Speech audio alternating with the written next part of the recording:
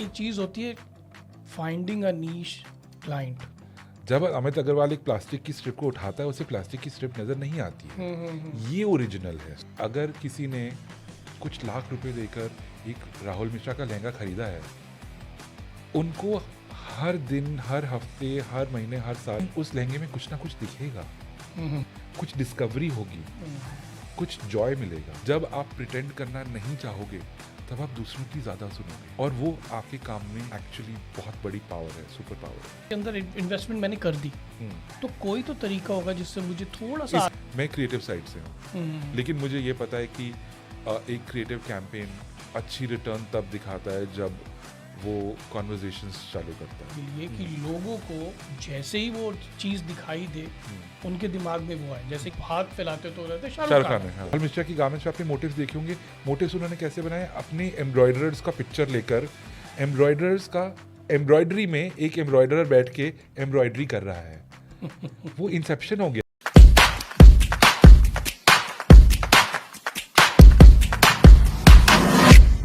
Thank you so much, Varun, for joining Gaurav Mandal Spotlight.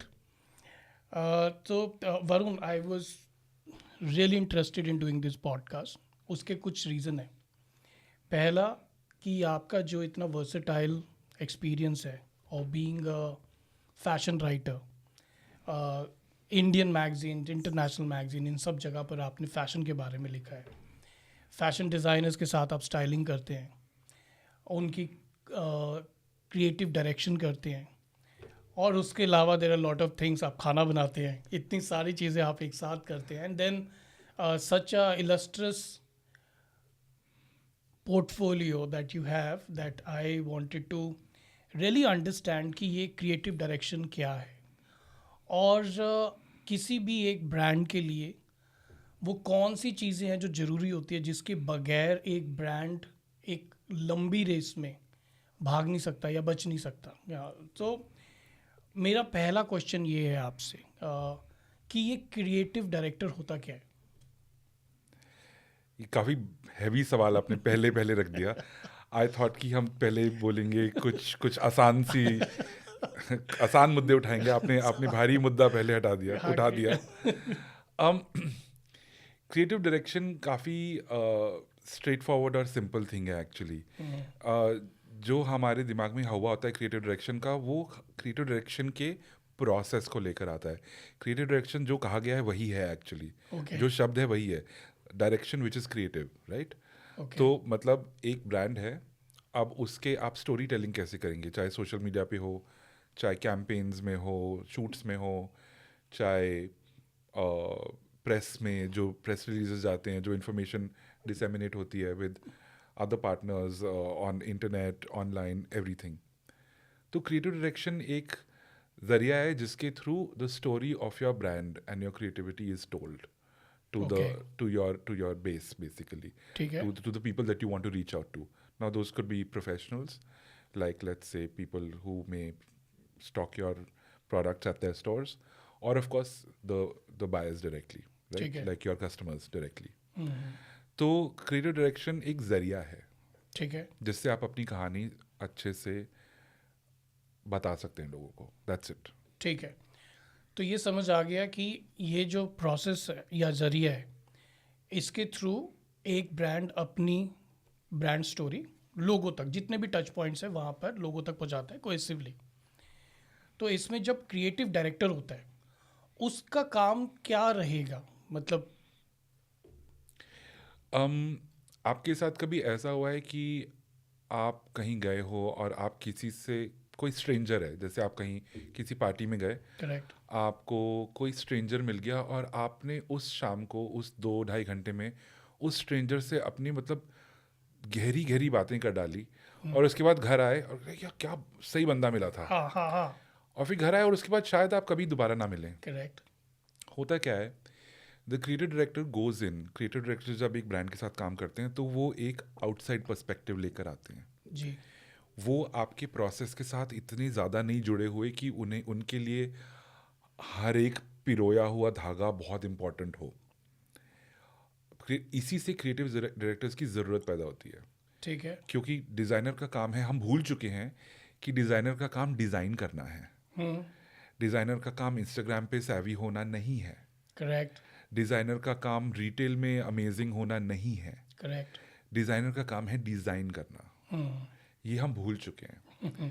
तो creative director उस समय पर आते हैं जब डिज़ाइनर्स का काम ख़त्म हो जाता है, करेक्ट, जब उन्होंने अपना जो आइडिया है, जो कॉन्सेप्ट है, जो ट्रेंड है, जो भी है, उन्होंने डिसाइड कर लिया और उसके बाद उन्होंने अपनी कलेक्शन बनाई। अगर हम फैशन डिज़ाइनर्स के बारे में बात करें या प्रोडक्ट डिज़ाइनर्स के बारे में बात करें, एक्सेसरी डिज़ाइनर्स के बारे में बात, किसी के बारे में भी, डिज़ाइनर्स का काम जब ख़त्म हो जाता है तब क्रिएटिव डायरेक्टर का काम आता है।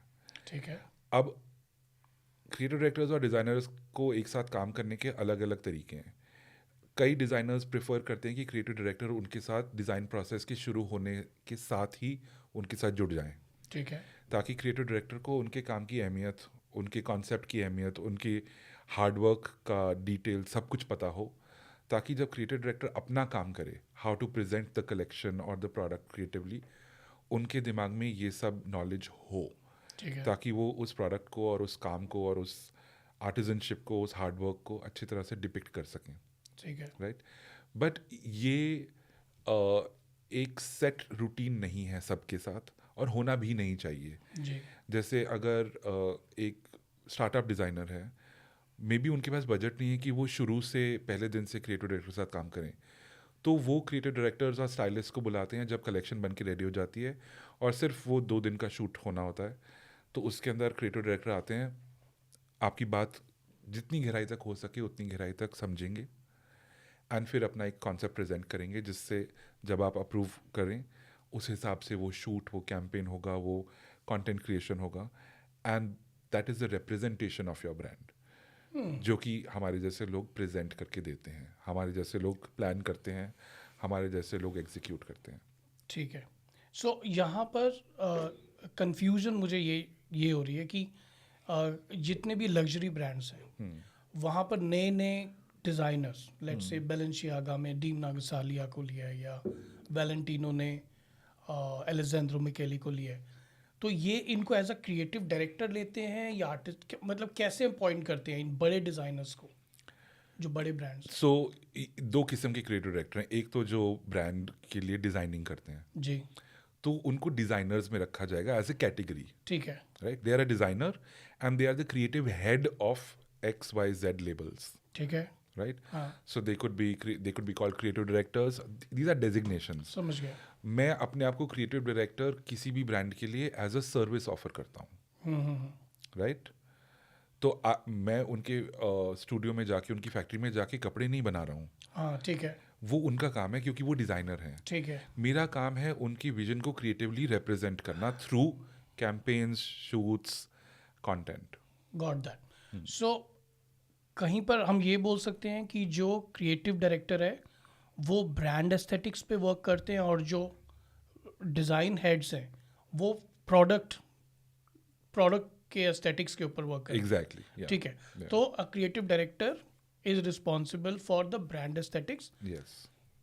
For you. अब आपको, जैसे मैं एक डिज़ाइनर हूँ, मैंने आपको हायर किया एज अ क्रिएटिव हेड, जी।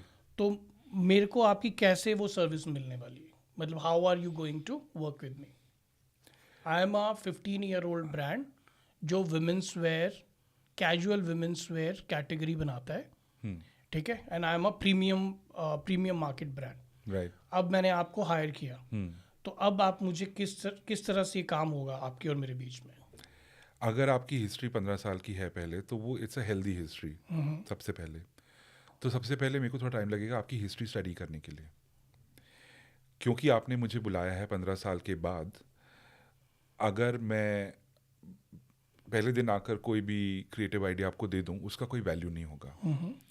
तो मेरे को आपके साथ बैठ के बहुत सारी कॉन्वर्जेशंस करनी पड़ेगी, आपका टाइम चाहिए होगा जी, आपका इन्वेस्टमेंट चाहिए होगा उस टाइम में, ताकि मैं आपके साथ बैठ के आपका जो प्रीवियस काम है वो समझ सकूं। करेक्ट, क्योंकि अगर आपने मुझे बुलाया, इसका मतलब कोई कमी थी हाँ हाँ हाँ, या कोई रिक्वायरमेंट थी। कमी ना बोलो, अलग रिक्वायरमेंट भी हो सकती है। आपको शायद एक नया क्रिएटिव विजन चाहिए, आपको एक नया लुक एंड फील चाहिए, आपने मेरा काम देखा, आपको अच्छा लगा, वो भी रीज़न हो सकता है। ये ज़रूरी नहीं है आपको नया विजन चाहिए, आपको लगा कि मेरा काम आपके विजन के साथ मेल खाता है, जी, तो आप मुझे उस समय भी बुला सकते हो। तो मेरा काम प्रॉब्लम सॉल्विंग नहीं है, मेरा काम आपकी विजन को आगे ले जाना है। तो तो अब उसके मतलब काम लिए क्या करोगे मेरे साथ? हाँ, मेरे साथ आपने समझ लिया तो मेरे मैंने ब्रांड को। आपका हिस्ट्री पहले समझ लिया, ठीक है। राइट? उसके बाद मेरा काम है इसको आगे कैसे लेकर जाना है अकॉर्डिंग टू योर विजन। आपने 15 साल तक XYZ काम किया, अब आप चाहते हो कि आपका, हो सकता है आप सुपर प्रीमियम कैटेगरी में एक्सेसरीज लॉन्च कर रहे हो फॉर एग्जांपल, आप प्रीमियम बैंड ऑलरेडी हो, तो you are primed to place something in the super premium category, in the luxury category, correct. Right? तो कैसे हम आपके ब्रांड की हिस्ट्री और आपकी जो वर्कमैनशिप है, जो आपका सिग्नेचर है, उसको प्ले अप करके इस प्रोडक्ट को एक अच्छी ओपनिंग दे सके मार्केट में। ठीक है।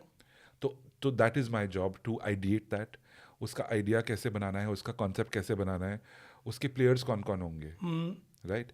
And players in the sense campaign में, जैसे फोटोग्राफर, वीडियोग्राफर, आर्ट डायरेक्टर कौन होगा, स्टाइलिंग कौन करेगा, मॉडल्स कौन से होंगे, मॉडल्स होंगे कि नहीं होंगे, क्या हम इंस्टाग्राम इन्फ्लुएंसर्स के साथ काम करेंगे या फिर हम अपने ब्रांड फ्रेंड्स के साथ काम करेंगे, जिन्हें हम कहते हैं कोट अनकोट रियल पीपल, जैसे कि मॉडल्स रियल नहीं होते।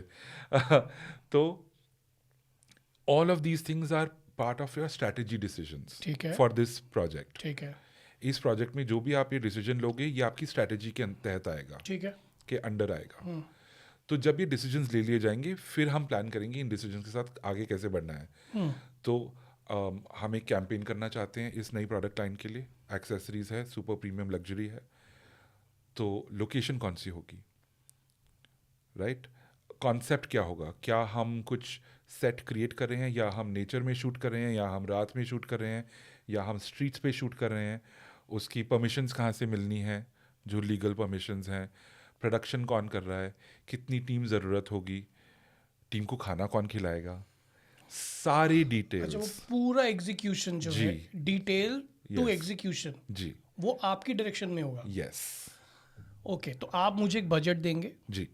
नहीं, मैं आपको, एक्चुअली दोनों साइड से होता है। ठीक है। या आप मुझे बता सकते हैं कि वरुण मेरे पास इतना बजट ठीक है, है, 5 इसके लाख अंदर, रुपए का बजट है मेरे और पास। मुझे इसके अंदर पूरा शूट निकालना है। ठीक है। या आप बोले वरुण आई ट्रस्ट यू, आप जस्ट गो वाइल्ड, अच्छा सा एक कॉन्सेप्ट बना के दो, बजट हम डिस्कस करते रहेंगे। ठीक है। तो उस समय मैं आपको एक रफ बजट दूंगा, and then the production team will come after your approval and say okay, location hiring का इतना है, जो हम टेम्पोज और ट्रैवलर्स बुक करेंगे उसका इतना है, अगर फ्लाइट टिकट्स होंगी किसी की तो उसका इतना है।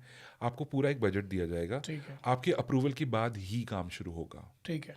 तो there is open costing. Yes, there always should be open cost. ठीक है। ठीक है। एंड स्पेशली बिकॉज मेरी कोई टीम नहीं है, मैं किसी ऑफिस के साथ काम नहीं करता हूँ, मैं एक लोन रेंजर हूँ, you know, one man.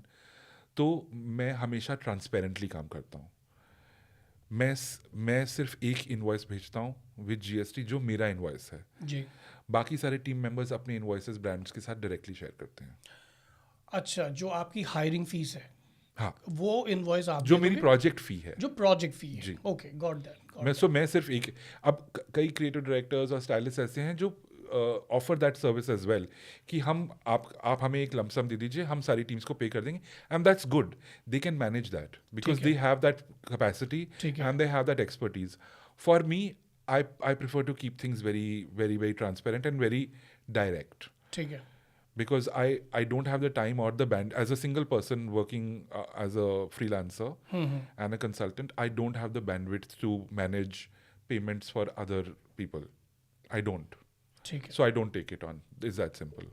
Got Yeah. That completely. इसमें कोई अच्छे बुरे की बात नहीं है. It's just how I work. Yeah. Got that. और इसके एग्जीक्यूशन के टाइम पे कितने सारे चैलेंजेस आते होंगे, बिकॉज हमें पता है फैशन इंडस्ट्री कैसे वर्क करती है। एकदम लास्ट मिनट पे चीज़ें नहीं होती, कोई चीज़ मंगाई थी वो पहुंची नहीं है, तो ये सारी जिम्मेदारी भी आपकी है? नहीं आएगा उसमें। अच्छा, ये सारी जिम्मेदारी मेरी उस हद तक है जिस हद तक ये मेरे कंट्रोल में है. जी। इमेजिन करिए कि एक सेटअप बनाना है हमें एक जंगल के अंदर. अब अगर जंगल में उस दिन जब सेटअप हो रहा है बारिश आ गई, उसके अंदर उसमें मेरा कोई कंट्रोल नहीं है. ठीक है। लेकिन उसके लिए मैं क्या कर सकता हूँ ये मुझे सोच के रखना है. ओके। तो अगर जंगल में बारिश आ गई तो how quickly can I pivot, मैं कितनी जल्दी वो डिसीजंस ले सकता हूँ, और कितना फ्रीडम मुझे उस ब्रांड ने, जिसके साथ मैं काम कर रहा हूँ, उस ब्रांड ने मुझे कितना फ्रीडम दिया है डिसीजन मेकिंग में। करेक्ट। ये सब डिपेंड करता है। जनरली जब मेरे जैसा इंसान ये सब करता है तो हमारे पास डिसीजन मेकिंग काफ़ी होती है, वो पावर काफ़ी होती है, ठीक। क्योंकि ब्रांड भी हमारे साथ अब काफ़ी डिस्कशंस हो गए हैं, हफ्ते नहीं तो महीने लग गए हैं, तो उन्हें पता है कि ये जो भी डिसीजन लेगा we will be okay with it. Correct correct.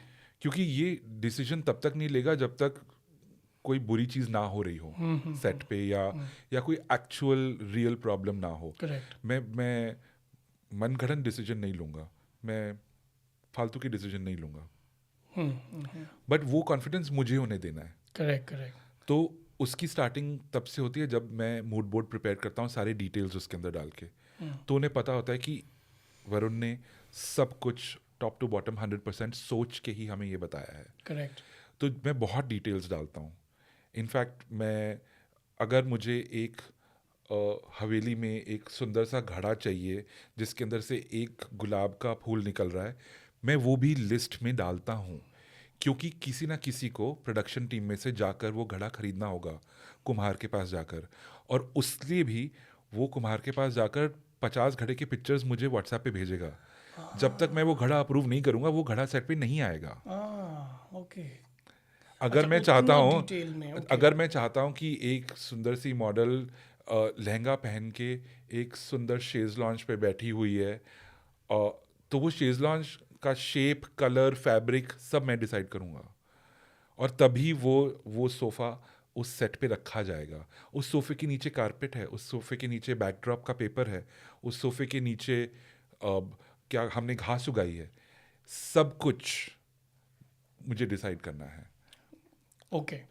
तो जो पूरा विजुअल आउटपुट है, जी। उसके अंदर जितने एलिमेंट्स हैं, कहाँ से लाइट आ रही है, और सब लाइट कुछ। कंट्रोल से लेके एक छोटे एलिमेंट्स से लेके Yeah.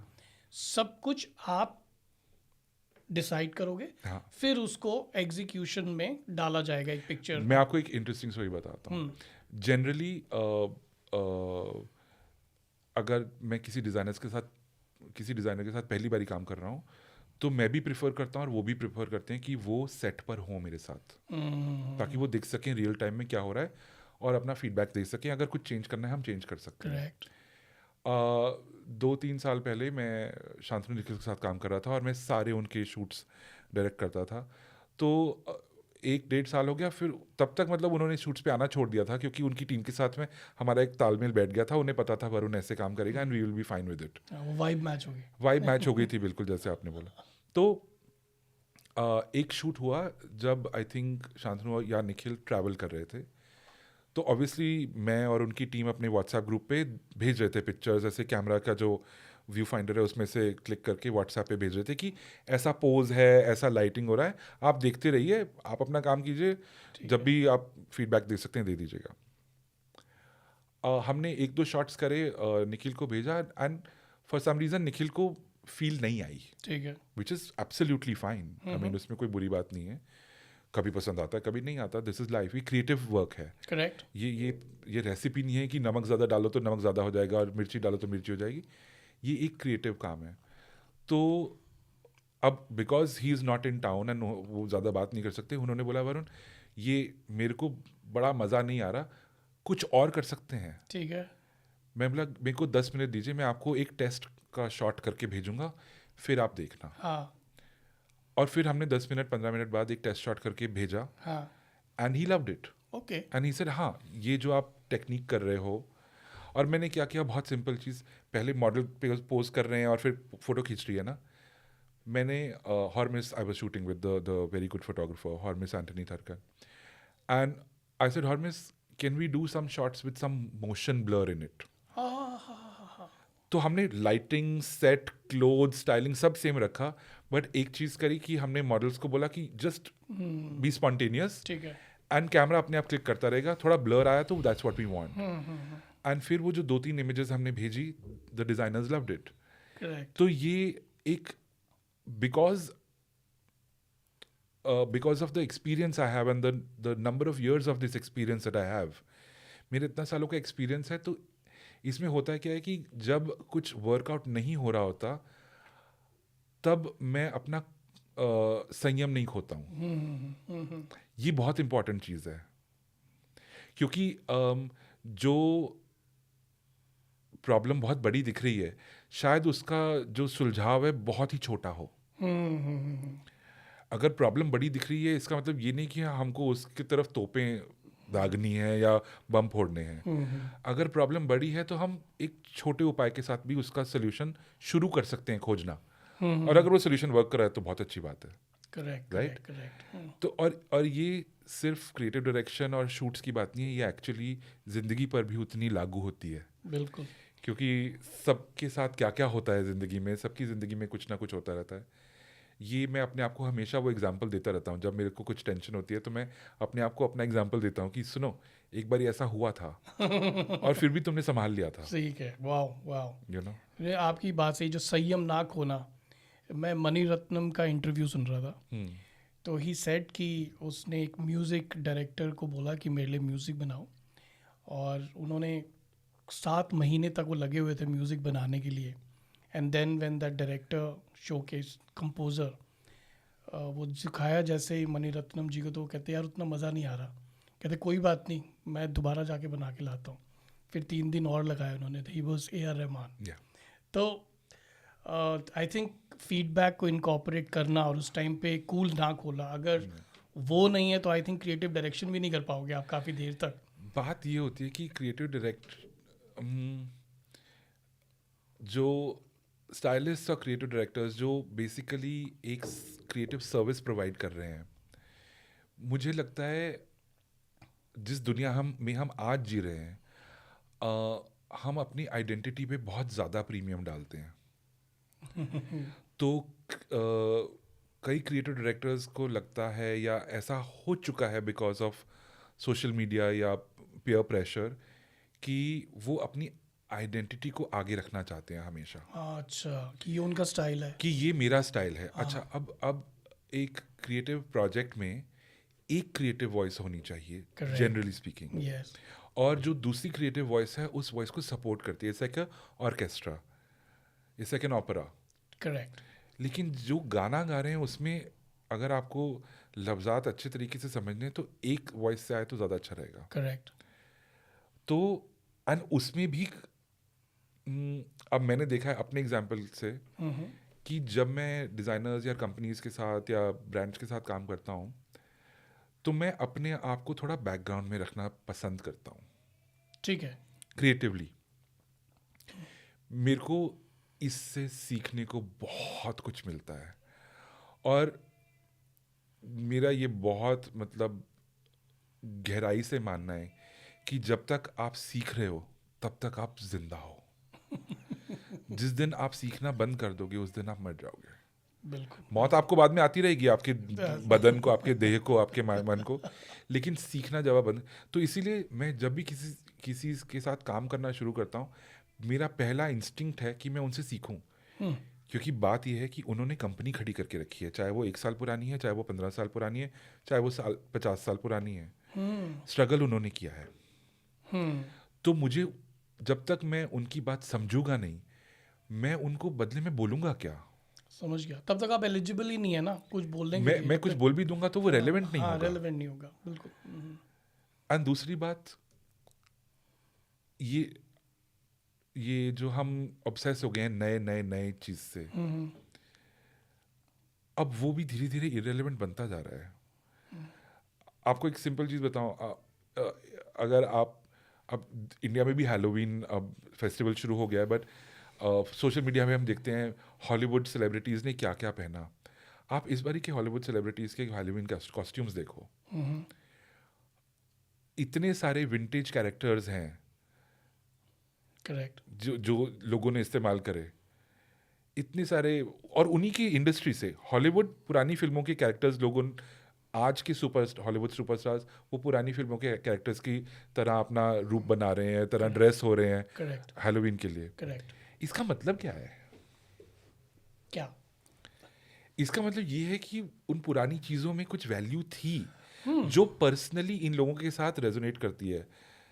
अब हम इस पॉडकास्ट से पहले हम बात कर रहे थे कि आपने मुझे कॉफ़ी पूछी, मैंने आपको क्या बोला, मैं बोला मुझे कॉफ़ी चाय ज़्यादा पसंद नहीं है, मेरे को सबसे ज़्यादा पसंद जलजीरा है। जल्दी करेक्ट और जलजीरा मुझे इतना पसंद क्यों है? क्योंकि वो मेरा है। गॉट दैट उससे जो मुझे मज़ा आता है, जो कंफर्ट मिलता है, जो फीलिंग मिलती है, मुझे और किसी चीज़ से नहीं मिलती। करेक्ट तो अब मैं अपने उस शायद उम्र पर हूँ या किसी स्टेज पर हूँ लाइफ में कि अब मुझे कुछ प्रिटेंड नहीं करना है किसी के साथ, चाहे लाइफ में हो चाहे काम में हो। तो जब आप प्रिटेंड करना नहीं चाहोगे तब आप दूसरों की ज़्यादा सुनोगे, और वो आपके काम में एक्चुअली बहुत बड़ी पावर है, सुपर पावर है। It becomes very easy to work with you ना या कि वो मेरी सुन रहा है। या अगर कोई अल्टीमेटली कोई आपको एक म्यूचुअली डिसाइडेड पेमेंट दे रहे हैं, you are giving your service and you are getting paid for it. Correct बहुत सिंपल है। उस प्रोजेक्ट में और उस सिस्टम में ओनली आप डिसाइड कर सकते हो कि आपको वो पैसा आपके लिए कितना वैल्यूबल है। करेक्ट कई बारी मैंने ऐसे भी प्रोजेक्ट्स करे हैं जहाँ पर मेरा एटीट्यूड था, चल यार प्रोजेक्ट करके निकलते हैं, बहुत हो गया।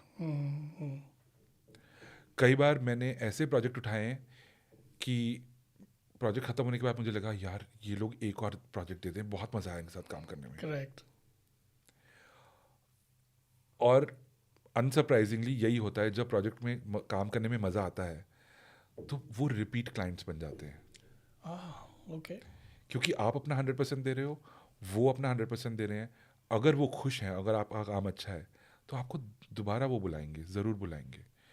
क्योंकि ये काम फ्रिवलस काम नहीं है, कपड़े खरीदने जैसा काम नहीं है कि ओ चलो मतलब ये ड्रेस मेरे को अच्छी नहीं लगी तो अगले ब्रांड पे चलते हैं। यहाँ पर कुछ लाखों का इन्वेस्टमेंट हो रहा है एक प्रोजेक्ट में। तो अगर आपके क्लाइंट को लगा कि इसने अच्छा काम किया है, तो नेक्स्ट टाइम जब वो ये सेम इन्वेस्टमेंट प्लान करेंगे तो आपके बारे में ज़रूर सोचेंगे।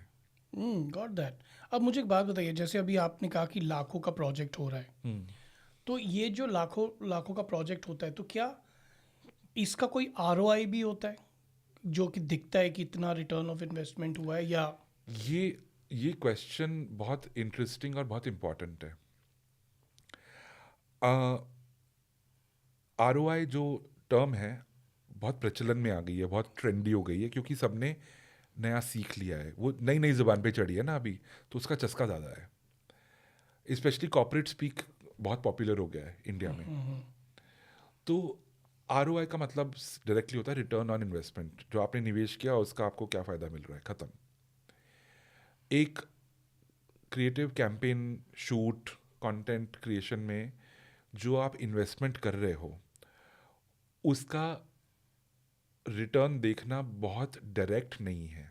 ठीक है, आसान नहीं है डायरेक्ट रिटर्न देखना, क्योंकि उसके कोई मार्कर्स नहीं है, उसका कोई मतलब वो क्वांटिफाइबल नहीं है। हाँ ठीक है, मैंने लेकिन इतने का सामान बेचा तो इतने पैसे आ गए, वैसा नहीं, हाँ ऐसा नहीं है। हाँ। ऐसा नहीं है कि अगर मैंने 500 रुपये खर्च करके एक ड्रेस बनाई है और उसका मैं 5,000 रुपये रिटेल कर रहा हूँ तो मुझे 10 गुना फ़ायदा हो गया। करेक्ट, हाँ इतना डायरेक्ट नहीं है। करेक्ट, लेकिन अगर आप बहुत सुंदर कलेक्शंस बना रहे हो, चाहे प्रोडक्ट बना रहे हो, चाहे फैशन बना रहे हो, चाहे ज्वेलरी एक्सेसरीज जो भी बना रहे हो, आपका काम बहुत सुंदर है, बहुत सुंदर चीज़ कर रहे हो। लेकिन अगर आप उसको अच्छी तरह से कंटेंट नहीं बनाओगे, अच्छी तरह से शूट नहीं करोगे, अच्छी तरह से पोस्ट नहीं करोगे, उसके बारे में सुंदर तरीके से लिखोगे नहीं, तो लोगों को उसके बारे में पता ही नहीं चलेगा। तो आपने जो वैल्यूबल चीज़ बनाई है वो शायद अपने एक स्मॉल सर्कल में बिक जाए और पॉपुलर भी हो, करेक्ट, लेकिन आपके हिसाब से आपकी स्टोरी कोई नहीं सुन रहा है, बिल्कुल, और आप एक मार्केट के बड़े हिस्से से मतलब बिल्कुल वंचित रह रहे हो। तो ये आपको डिसाइड करना है कब आपके लिए वो इन्वेस्टमेंट करना लॉजिकल लगता है। हाँ। तो अब इसके अंदर इन्वेस्टमेंट मैंने कर दी, तो कोई तो तरीका होगा जिससे मुझे थोड़ा सा ROI इसके मार्कर्स होते हैं, बट वो जो हार्डकोर मार्केटिंग वाले लोग होते हैं वो ज़्यादा अच्छे तरीके से आपको उसके बारे में डिटेल में बता पाएंगे। मैं क्रिएटिव साइड से हूँ, लेकिन मुझे ये पता है कि एक क्रिएटिव कैंपेन अच्छी रिटर्न तब दिखाता है जब वो कॉन्वर्जेशंस चालू करता है ठीक है. या इंटरेस्ट एंगेज करता है.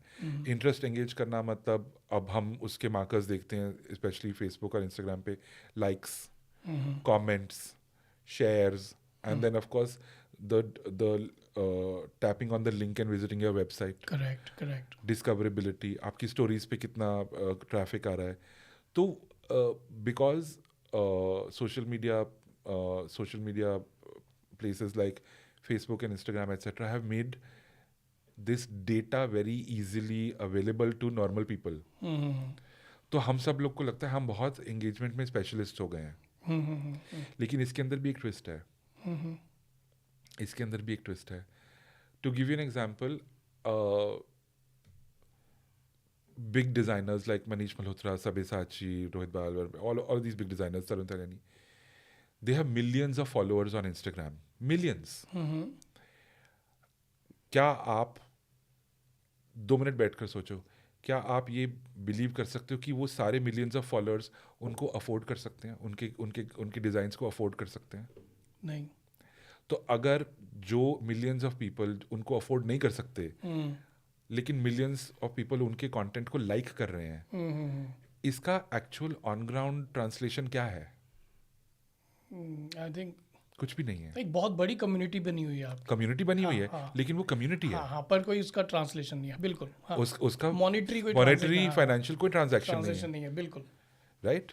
मगर आई थिंक वो ब्रांड वैल्यू बढ़ा रहा है. हाँ, ब्रांड वैल्यू बढ़ा रहा है, कि- लेकिन उससे ब्रांड वैल्यू के बढ़ने से आपको क्या मिलेगा? ब्रांड वैल्यू के बढ़ने से आपको शायद, but you are not a publicly traded company, right? तो ब्रांड वैल्यू का आप क्या अचार थोड़ा ना डालोगे.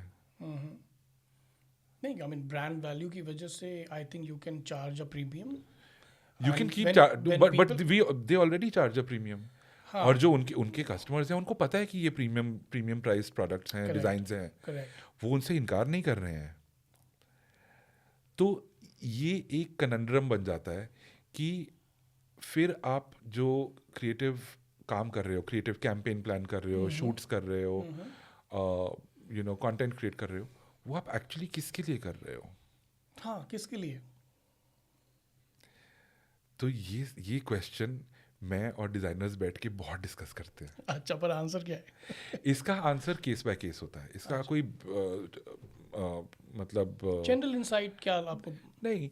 सो सम पीपल, कोई डिजाइनर्स होते हैं कहते हैं नहीं, we want to see numbers because that is the requirement right now for the brand. ठीक है. Then I work like that. Some people say no, we want to show only our message. ठीक है. So then I work like that. As I said, I go into the background. I am there to provide a service. मैं किसी के साथ जिद नहीं करता हूँ, क्योंकि उस जिद में उनका फायदा नहीं है. करेक्ट. मेरा फायदा नुकसान तो है ही नहीं. I am there to provide a service. तो मैं उनके लिए मुश्किल क्यों बनाऊँ ये प्रोसेस? ठीक है. You know. And I think this is generally what most creative directors and stylists prefer to do. You know. Okay, अब मुझे एक बात बताइए, जैसे आपने पॉडकास्ट की शुरुआत की ब्रांड विजन के साथ, है ना, ब्रांड एस्थेटिक्स को समझना. ये ब्रांड विजन, ब्रांड एस्थेटिक्स, इसके पार भी एक चीज़ जो सबसे ज़्यादा अभी आई थिंक ट्रेंड में है, दैट इज़ ब्रांड आइडेंटिटी. ठीक है.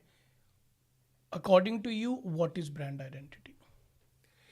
ब्रांड आइडेंटिटी भी एक कॉर्पोरेट सॉर्ट ऑफ जार्गन है जो बहुत पॉपुलर हो गया है.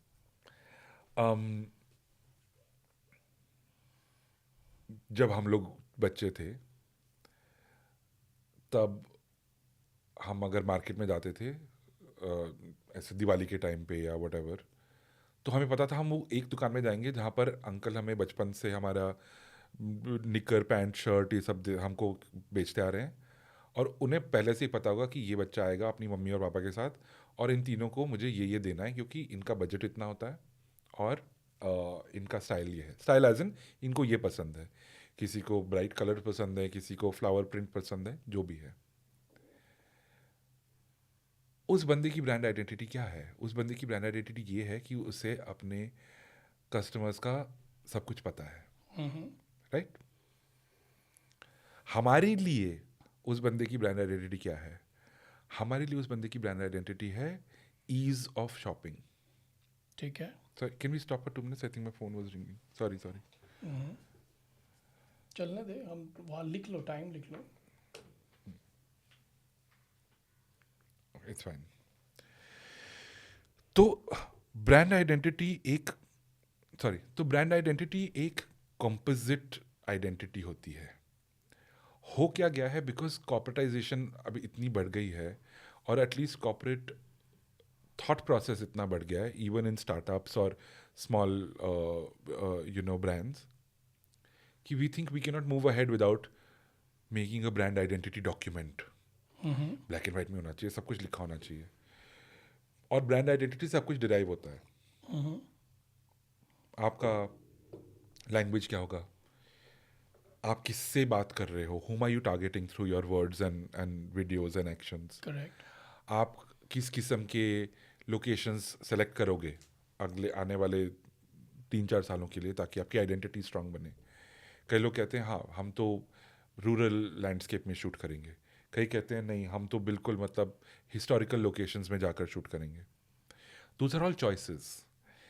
Like life, your choices make your identity. Because these choices are being made for a brand. ये ब्रांड के लिए चॉइसेस हैं, तो उन्हें ब्रांड आइडेंटिटी बोला जाता है. ठीक है. आपकी लाइफ में आपने जो चॉइसेस बनाई हैं, जो चॉइसेस ऑप्ट की हैं, उसकी वजह से आपकी ये आइडेंटिटी बनी है. राइट. ये सबके लिए सच है. मेरे लिए सच है, आपके लिए सच है, आपके लिसनर्स एंड व्यूअर्स के लिए सच है. ब्रांड्स भी यही करते हैं. लेकिन ब्रांड्स इसको थोड़ा समझना चाहते हैं, बिकॉज हम जो चॉइसेस करते हैं उसका हम भुगतान करते हैं. ब्रांड जो चॉइसेस करता है उसका भुगतान पूरी टीम कर सकती है. वहाँ पर पैसा ज़्यादा है, इन्वॉल्वमेंट ज़्यादा है पैसे की. राइट. तो उसका फ्लिप साइड थोड़ा ज़्यादा हैवी होता है. तो ब्रांड आइडेंटिटी एक इम्पॉर्टेंट चीज़ है, बहुत इम्पॉर्टेंट चीज़ है. एंड उसको अप्रोच करने के काफ़ी डिफरेंट तरीके लोग इस्तेमाल करते हैं. ओके. तो जैसे आइडेंटिटी का मतलब हिंदी मतलब पहचान है. बिल्कुल. है ना. तो ब्रांड आइडेंटिटी मीन्स ब्रांड की पहचान, कि आप एक विजुअल देख के आपके दिमाग में आ जाए कि ये तो वो वाला ब्रांड होगा. एक स्पेसिफिक लोकेशन पर एक स्पेसिफिक विमेन ने एक स्पेसिफिक काइंड ऑफ क्लोथ्स पहने हुए हैं, उसको देख के आपने उसके नीचे देखा एक ब्रांड का नाम लिखा हुआ है, मगर आप कह रहे हो यार ये तो बड़ा सब्यसाची लग रहा है. तो क्या वो ब्रांड आइडेंटिटी है कि ब्रांड की पहचान? तो वो सब्यसाची की पहचान इतनी स्ट्रांग है कि अगर कोई समथिंग सिमिलर कर रहा है तो आपका दिमाग सब्यसाची तक जा रहा है. एंड ये बहुत इंपॉर्टेंट है और ये बहुत अच्छी चीज़ है सब्यसाची के लिए. हाँ, तो वही मैं कह रहा हूँ कि ये जो ब्रांड आइडेंटिटी है, इसको डेवलप करने के लिए, इतनी स्ट्रांगली डेवलप करने के लिए कि लोगों को जैसे ही वो चीज़ दिखाई दे उनके दिमाग में वो आए. जैसे कि एक आवाज़ सुन के आपको लगता है अमिताभ बच्चन है ना, या आप हाथ फैलाते हो तो लगता है शाहरुख खान है. तो ये कैसे डेवलप करनी है वो ब्रांड आइडेंटिटी? ये सबसे पहले शुरू होता है इंट्रोस्पेक्शन से. Brand identity as a deliverable, मतलब एक, अगर आपको एक टू डू लिस्ट पे है कि हमें ब्रांड आइडेंटिटी बनानी है जी, तो उसको बनाने के कई रास्ते हैं. आप या तो कह सकते हो कि चलो हम सब अपने कैटेगरी में अपना सारा कंपटीशन देखते हैं. एंड बाय द वे ये सही गलत और अच्छा बुरा नहीं कह रहा हूँ मैं, तरीके हैं. ये सिर्फ तरीके हैं. और कई लोगों के लिए कई तरीके काम करते हैं, कई लोगों के लिए कई तरीके काम करते हैं. तो एक तरीका ये है कि आप पहले रिसर्च करें कि मार्केट में हो क्या रहा है और हमारी कैटेगरी में लोग क्या कर रहे हैं और क्या वर्क कर रहा है और क्या वर्क नहीं कर रहा है. राइट. उससे आप एक डिराइव कर सकते हो ब्रांड आइडेंटिटी. एक वो एक डेरिवेटिव है कि आपने पूरा मार्केट को निचोड़ा और उसका जो सत्य निकला, आपने उससे देखा कि हाँ दिस इज व्हाट, ये मैं कर सकता हूँ. ठीक है. अपने ब्रांड के लिए, या कर सकती हूँ अपने ब्रांड के लिए. दूसरा रास्ता है अपने दिल के अंदर झांकना. मैं कौन हूँ, मैं किस लिए ये करना चाहता हूँ या करना चाहती हूँ, इसके करने से किसकी ज़िंदगी में क्या बदलाव आएगा. चाहे वो मेरे वर्कर्स की ज़िंदगी है, चाहे वो मेरे एम्ब्रॉयडर्स की ज़िंदगी है. To give you an example, अब राहुल मिश्रा की ब्रांड आइडेंटिटी का एक बहुत बड़ा पार्ट ये है कि वो अपने एम्ब्रॉयडर्स को वापस उनके नेटिव प्लेसेस में भेजना चाहते हैं और जी। भेजते हैं, ठीक है। ताकि उन लोगों को दिल्ली बॉम्बे जैसी जगह पे आकर बुरी क्वालिटी ऑफ लाइफ के साथ ना रहना पड़े छोटी झुग्गियों में। रिवर्स माइग्रेशन, हाँ। एग्जैक्टली, रिवर्स माइग्रेशन, हम्म। ताकि वो जाकर अपना काम भी कर सकें, अपने खेत खलिहान की देखभाल भी कर सकें, अपनी फैमिली के साथ भी रह सकें, और फिर एक फेयर सैलरी भी पा सकें, राइट? तो ये अब इसका डिज़ाइन से कोई लेना देना नहीं है, करेक्ट करेक्ट। लेकिन ये एक ब्रांड का पार्ट बनता है कि ब्रांड का ये एटीट्यूड है और ब्रांड का ये डिसीजन है। वो राहुल ने किस लिए किया? क्योंकि उन्होंने अपने अंदर झांका, उन्होंने अपने अंदर गहराई तक झांका कि उन्हें क्या चाहिए, वो क्या क्या बोलना चाहते हैं अपने बारे में। वो अपने आप को, अपने ब्रांड को और अपने काम को कैसे इंट्रोड्यूस करेंगे पूरी दुनिया में। तो बेसिकली आप कह रहे हैं कि सिर्फ एक विजुअल चीज़ ही नहीं, मगर उसके साथ एक ब्रांड कंडक्ट कैसे करता है। जी बिल्कुल बिल्कुल। हाँ, जैसे कि आपकी पहचान सिर्फ आप जैसे दिख रहे हो सिर्फ उससे नहीं है, मगर आप कहीं जाके कंडक्ट कैसे करते हो। अब आप बहुत अच्छे कपड़े पहनकर एक 5 स्टार पार्टी में चले जाओ, लेकिन आप वहाँ पर किसी के साथ बदतमीजी करो तो कोई आपके कपड़े याद नहीं रखेगा। हाँ, तो वो आइडेंटिटी आपकी पूरी पहचान का पहचान एक जैसे मैंने बोला था, एक कॉम्पोजिट होता है, कॉम्पोजिट हो गया, जिसके अंदर जैसे विजुअल भी जैसे है। जैसे जैसे हीरे के अलग अलग पहलू होते हैं, जी। क्योंकि हीरे को अलग अलग जगह से काटा जाता है ताकि उसकी जो शाइन है वो Brilliance, हाँ। ब्रिलियंस ज़्यादा बने। ठीक है। तो आइडेंटिटी भी एक मल्टी फैसेटेड चीज़ है जिसके अलग अलग पहलू होते हैं। ठीक है। अब मुझे एक बात बताइए कि you are so experience with this, 5 Indian brands बनाए जिनकी बड़ी यूनिक आइडेंटिटी है। सबसे पहले मैं नाम लूँगा रोहित बाल का, हम्म। जिनको सैडली हमने अर्लियर दिस मंथ वो हमको छोड़ के चले गए। राहुल मिश्रा डेफिनेटली सब्यसाची, पायल खंडवाला फ्रॉम बॉम्बे, गौरव गुप्ता, बहुत सारे हैं वैसे। ठीक है, ये हाँ ठीक हो गया। अभी एक में भी अमित अग्रवाल। अमित अग्रवाल, या डेफिनेटली, और अमित अग्रवाल तो हम दोनों के सीनियर हैं निफ्ट से। तो if we go with all these brands, आपसे मैं पूछूंगा कि ये इनकी unique brand personality, brand identity क्यों है? रोहित बाल की ब्रांड आइडेंटिटी इसलिए क्योंकि उन्होंने जो भारतीयता है उनके डिज़ाइन में, उसको एक इंटरनेशनल लेंस से देखा और एक्सप्रेस किया। ठीक है।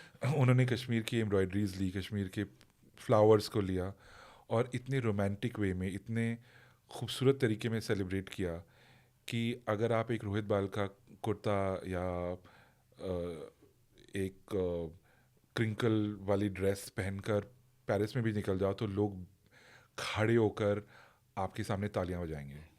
Okay. Rahul Mishra of course, हाथ का काम, इतने सुंदर एम्ब्रॉयडरीज और उनका रिलेशनशिप एम्ब्रॉयडरीज से। उन्होंने एम्ब्रॉयडरीज को सिर्फ बूटी बनाने का ज़रिया नहीं, उन्होंने एम्ब्रॉयडरीज को एक स्टोरी बताने का ज़रिया समझा है और उसको स्टोरीज़ की तरह ट्रीट करते हैं। तो उनके जो गारमेंट्स होते हैं वो गारमेंट्स नहीं होते, वो मूड बोर्ड्स होते हैं, वो आर्ट पीसेस होते हैं। Okay. Payal Khandwala of course working with brocade fabrics and engineered brocades. मतलब ये नहीं कि सिर्फ एक ब्रोकेड फैब्रिक को काट के कुर्ता बना दिया, बट उस ब्रोकेड की वीविंग किस तरह से हो कि मोटिव्स बॉडी पर इंजीनियर्ड वे में फॉल करें एंड प्लेसमेंट किस तरह से की जाए। तो वो एक नया ज़रिया है, एक नया एंगल है कि जो ब्रोकेड वीवर्स हैं बनारसी के, उनके साथ डिज़ाइनर्स काम कैसे कर सकते हैं। Okay. Gaurav Gupta of course, draping, pleating, fantastical things, completely conceptual but very tied to हमारे कल्चर जो है, जो हमारे मिथ्स एंड लेजेंड्स हैं, जो हमारी स्टोरी टेलिंग है, बहुत एंशंट इंडियन स्टोरी टेलिंग। लेकिन उसमें से उसका एक फ्यूचरिस्टिक ख्वाब जिसे कह सकते हैं कि एक फैब्रिक ऐसे जाकर हवा में हमारे ऊपर आकर हमारी बॉडी को बिल्कुल इन्वेलप कर रहा है और फिर पीछे की तरफ, like it's magic. Okay. So you're wearing magic when you're wearing Gaurav Gupta. Yeah. And Amit Agarwal last. Amit Agarwal is a master of technique and material. वो एक मटेरियल को देखते हैं, लेकिन उनके दिमाग में जो ख्याल आता है वो हमारे दिमाग में कभी नहीं आ सकता। वो हमारे दिमाग में कभी इसलिए नहीं आ सकता क्योंकि वो मटेरियल नहीं देख रहे हैं, वो उस मटेरियल का बिहेवियर देख रहे हैं। जब वो एक प्लास्टिक की स्ट्रिप को उठाते हैं तो वो उसको प्लास्टिक की स्ट्रिप नहीं मानते हैं, वो उसको वाटर की तरह मानते हैं कि वो उसको मैनिपुलेट कैसे कर सकते हैं, और फिर कहते हैं मैं इसको एक नेट की स्लीव में डालकर एक इसका रोज़ बना सकता हूँ। आप एक प्लास्टिक की स्ट्रिप से गुलाब बना रहे हो, क्या है आपका दिमाग, मतलब मेरे को उसका ऑपरेशन करके आपका दिमाग देखना है, समझ रहे हो मतलब क्या चल रहा है आपके दिमाग में। Wow wow. तो अभी तो उन्होंने साड़ीज को रिवाइव करना शुरू किया, द वे ही हाँ या so he is, I hate the word revive, but he is redefining, okay. He is redefining because क्या हुआ है, इंडिया में हमें साड़ीज़ का इतना आदर है और इतना प्रेम है हमें साड़ी से कि हम उसे कभी कभी ना एक पेडेस्टल पे बिठा देते हैं, एक मकाम पर पहुंचा देते हैं कि अब इसको हम छू ही नहीं सकते। साड़ी है तो साड़ी रहेगी। हाँ. अमित ने साड़ी को लेकर साड़ी का आर्किटेक्चर समझा, नीचे का बॉर्डर ऊपर के बॉर्डर से हैवी क्यों होता है, एक पल्लू के 3 हिस्से क्यों होते हैं, पल्लू के बाद वो लटकन क्यों लगाए जाते हैं। फिर उन्होंने कहा कि अगर मेरे को इस साड़ी को एक बॉडी पे मैनिपुलेट करना है, एक बदन पे चढ़ाना है उस तरीके से कि ये साड़ी भी रहे और साड़ी ना भी रहे, इस सवाल का जवाब सिर्फ अमित अग्रवाल दे सकते हैं और कोई नहीं दे सकता। ओके. और उन्होंने बहुत खूबसूरती से उस सवाल का जवाब दिया है। So, इसके अब दिस आई अंडरस्टूड कि ये अलग अलग ब्रांड्स की यूनिक आइडेंटिटी कैसे बनी, and that is also lying deep inside the creative head who is designing that whole thing. So I got that. अब मुझे पता है ये ब्रांड स्टोरी टेलिंग का क्या मतलब है. This is again a very trendy word. हाँ, तो story telling is exactly what is the public face of identity. Story telling मतलब जो आपकी आइडेंटिटी है, अब आप उसको सबके सामने कैसे प्रेजेंट करते हो।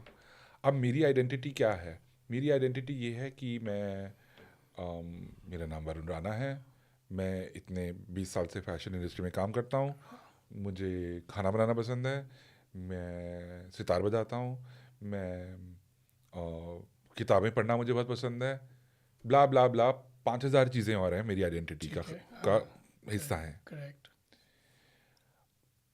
आप और मैं बैठकर मेरी आइडेंटिटी के बारे में घंटों बात कर सकते हैं। करेक्ट. फैशन ब्रांड के पास वो विकल्प नहीं है। तो फैशन ब्रांड को अपनी आइडेंटिटी एक तरफा दिखानी पड़ती है। समझ रहे हो, क्योंकि फैशन ब्रांड मेरा करीबी दोस्त नहीं है। ठीक है. फैशन ब्रांड या तो मैं खरीदूंगा या नहीं खरीदूंगा। करेक्ट. या मैं उसके लिए तड़पूंगा या नहीं तड़पूंगा। ओके. या वो मुझे अच्छा लगेगा या नहीं लगेगा। ठीक है. तो ब्रांड स्टोरी टेलिंग इसका काम करती है कि वो हमें एक ब्रांड के साथ प्रेम के बंधन में बांधने का काम करती है। ब्रांड स्टोरी टेलिंग हमें उस ब्रांड को चाहने पर मजबूर करती है, उस ब्रांड को क्रेव करने के लिए मजबूर करती है, उस ब्रांड को खरीदने का मन करने के लिए मजबूर करती है। ओके. तो ये है ब्रांड स्टोरी टेलिंग का काम। तो जब आपके पास आइडेंटिटी है तब आप उसमें से कह सकते हैं कि हमको अपनी आइडेंटिटी को कैसे स्टोरी टेल करना है, उसकी कहानी कैसे बतानी है। स्टोरी टेलिंग मतलब कथा कहानी सुनाना, है ना। करेक्ट. वही है। करेक्ट. जैसे पर मैं यहाँ पर ना एक बात पूछूंगा, आपने बड़ा ह्यूमनाइजिंग बना दिया इसको. जैसे आप like now you have matured to a certain level, now you would be presenting yourself the same way everywhere maybe, मगर ह्यूमन बीइंग्स के साथ क्या है कि मैं अपने डैड के सामने अलग हूँ, मैं भी अपने डैड के मॉम सामने के अलग हूँ। सामने अलग हूँ, है ना. हाँ. मैं टीचर के सामने अलग हूँ, बिल्कुल, या हाँ. मैं गर्लफ्रेंड के सामने अलग हूँ, हाँ. अपनी वाइफ के सामने अलग हूँ, हाँ. या मैं दोस्तों के साथ अलग हूँ. दोस्तों में ये पॉडकास्ट संदीपा देखी। हाँ बिल्कुल. ठीक है। हाँ. संदीप. सो हमने पूरा बुलवा दिया. सॉरी. द पॉइंट इज कि I would be different in front of different people, same है ना? या मगर जब ब्रांड अपनी स्टोरी टेलिंग करता है तो क्या उसके पास ये नहीं, ये विकल्प नहीं फैसिलिटी होता, है? नहीं नहीं है, ये विकल्प ये नहीं विकल्प है। नहीं है। कैसे हो सकता है? क्योंकि अगर मैं ब्रांड को पैसे दे रहा हूँ तो अगर अच्छा तो वो कंफ्यूज हो सकता आपने शायद ऑनलाइन पढ़ा होगा कुछ महीनों या सालों पहले, वो बहुत फेमस हो गया था कि oh Hugo Boss used to design for the Nazis. Yes yes yes, हाँ ये उनकी ब्रांड आइडेंटिटी बन रही थी उस समय। हाँ हाँ ये भी एक आइडेंटिटी का पार्ट है, हाँ, राइट? फिर उन्होंने कितना काम किया उसको सप्रेस करने के लिए और ठीक है। उसको करेक्ट करने के लिए, ठीक है। राइट? ये है। तो आइडेंटिटी ब्रांड की, जब आप एक ऐसे मकाम पर हो कि आपको एक्सेस करने के लिए लोगों को पैसे खर्च करने पड़े, तो तब आप ह्यूमन की तरह आइडेंटिटी के 50 रंग नहीं दिखा सकते हो। आपको अपनी आइडेंटिटी को बिल्कुल क्लियर और बहुत साफ तरीके से रखना पड़ेगा। ठीक है। ठीक है। तभी हम कहते हैं कि, जैसे आपने सवाल किया था कि Alexander Macaulay and whatever, Alexander Macaulay जब गुची पर थे तब गुची की एक आइडेंटिटी थी। हाँ जब टॉम फोर्ड गुची पर थे तो गुची की एक और आइडेंटिटी हाँ, थी। बिल्कुल, या ये बात होती है। हाँ हाँ हाँ, तो हम टॉम फोर्ड वाला गुची और अलेक्जेंडर मैकेले वाले गुची में डिफरेंस क्यों देख पाते हैं? Correct correct correct. अच्छा, वो आइडेंटिटी ही चेंज हो गई थी जी। वहाँ पे। हाँ ठीक है, ठीक अब है। आइडेंटिटी का पार्ट क्या है? डिज़ाइन है, कौन सी एम्ब्रॉयडरीज यूज़ करोगे, कौन सा फैब्रिक यूज़ करोगे, किस टाइप के कट्स होंगे, किस टाइप के वॉल्यूम्स होंगे, और फिर क्या उसको प्रेजेंट कैसे करें? प्रेजेंट कैसे करोगे, कहाँ पर आपके शो हो रहे हैं, कौन आपके फैशन शो में आ रहा है, Correct. किस किस्म का म्यूज़िक बज रहा है, किस टाइप के ऑनलाइन कैंपेन्स आप रन कर रहे हो, आप अपने व्यूअर्स के साथ एंगेज कैसे कर रहे हो, क्या आप एक इंटेलेक्चुअल तरीके से अपने आप को प्रेजेंट कर रहे हो या फिर टॉम फोर्ड की तरह बिल्कुल सुपर सेक्सी वजह तरीके से अपने आप को प्रेजेंट कर रहे हो? करेक्ट। ये सब आइडेंटिटी है और स्टोरी टेलिंग है। तो एक मुझे एक बात बताओ, इंडिया में अनफॉर्चुनेटली मैंने अभी तक नहीं देखा कि कोई स्टैब्लिश ब्रांड ने अभी तक अपनी आइडेंटिटी, जैसे किसी नए किसी हेड को चुना हो जिससे उनकी आइडेंटिटी चेंज हो गई कि हम लोग बहुत पुराने नहीं हैं इस वजह से। ये बिकॉज ऐसा अभी तक हमारे इंडस्ट्री में बहुत रिसेंटली हुआ है कि जो फाउंडिंग डिज़ाइनर हैं वो अब पिक्चर में नहीं है फॉर वेरियस रीजंस। तो to give you an example, अब सत्यपाल जो ब्रांड है, बहुत आइकॉनिक ब्रांड है। Correct. In 20 I think when was it? Sorry, we cut all of this out.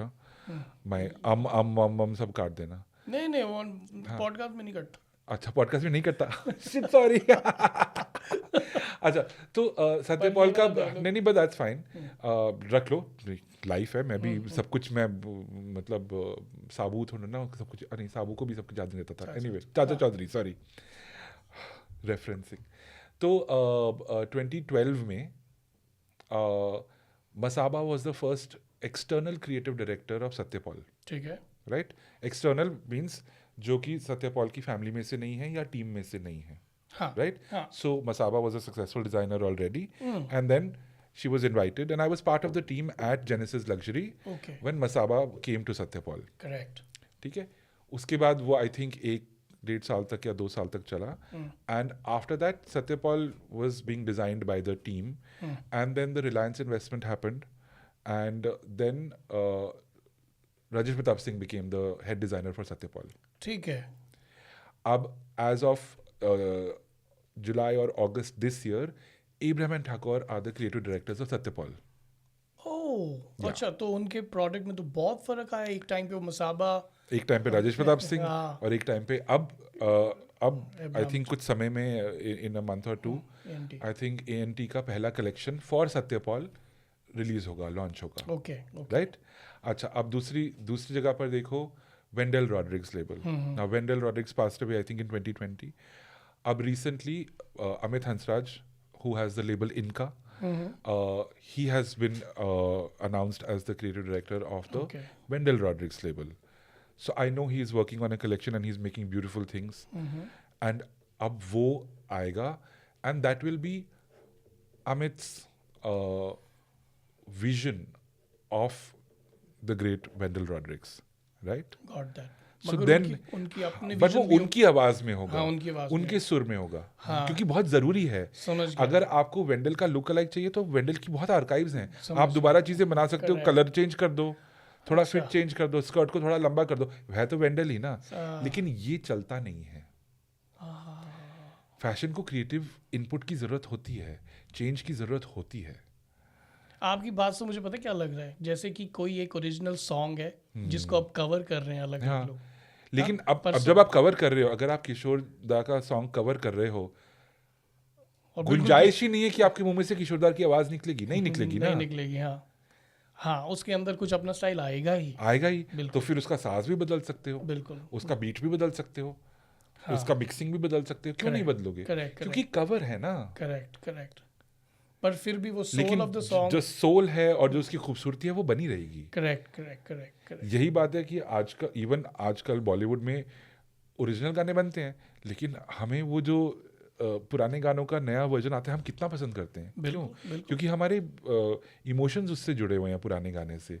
यही बात फैशन में भी कहीं किसी तरीके में अप्लाई होती है। जिसको हम कहते हैं कि कंटेम्पराइज किया है ब्रांड को। जैसे शनेल हाँ। शनेल खत्म हो गया था 1970 में, फिर कार्ल लागरफेल्ड आए, उन्होंने उस पूरे ब्रांड को आई डोंट नो, मैं रिवाइव बोलूंगा तो आपको अच्छा लगेगा।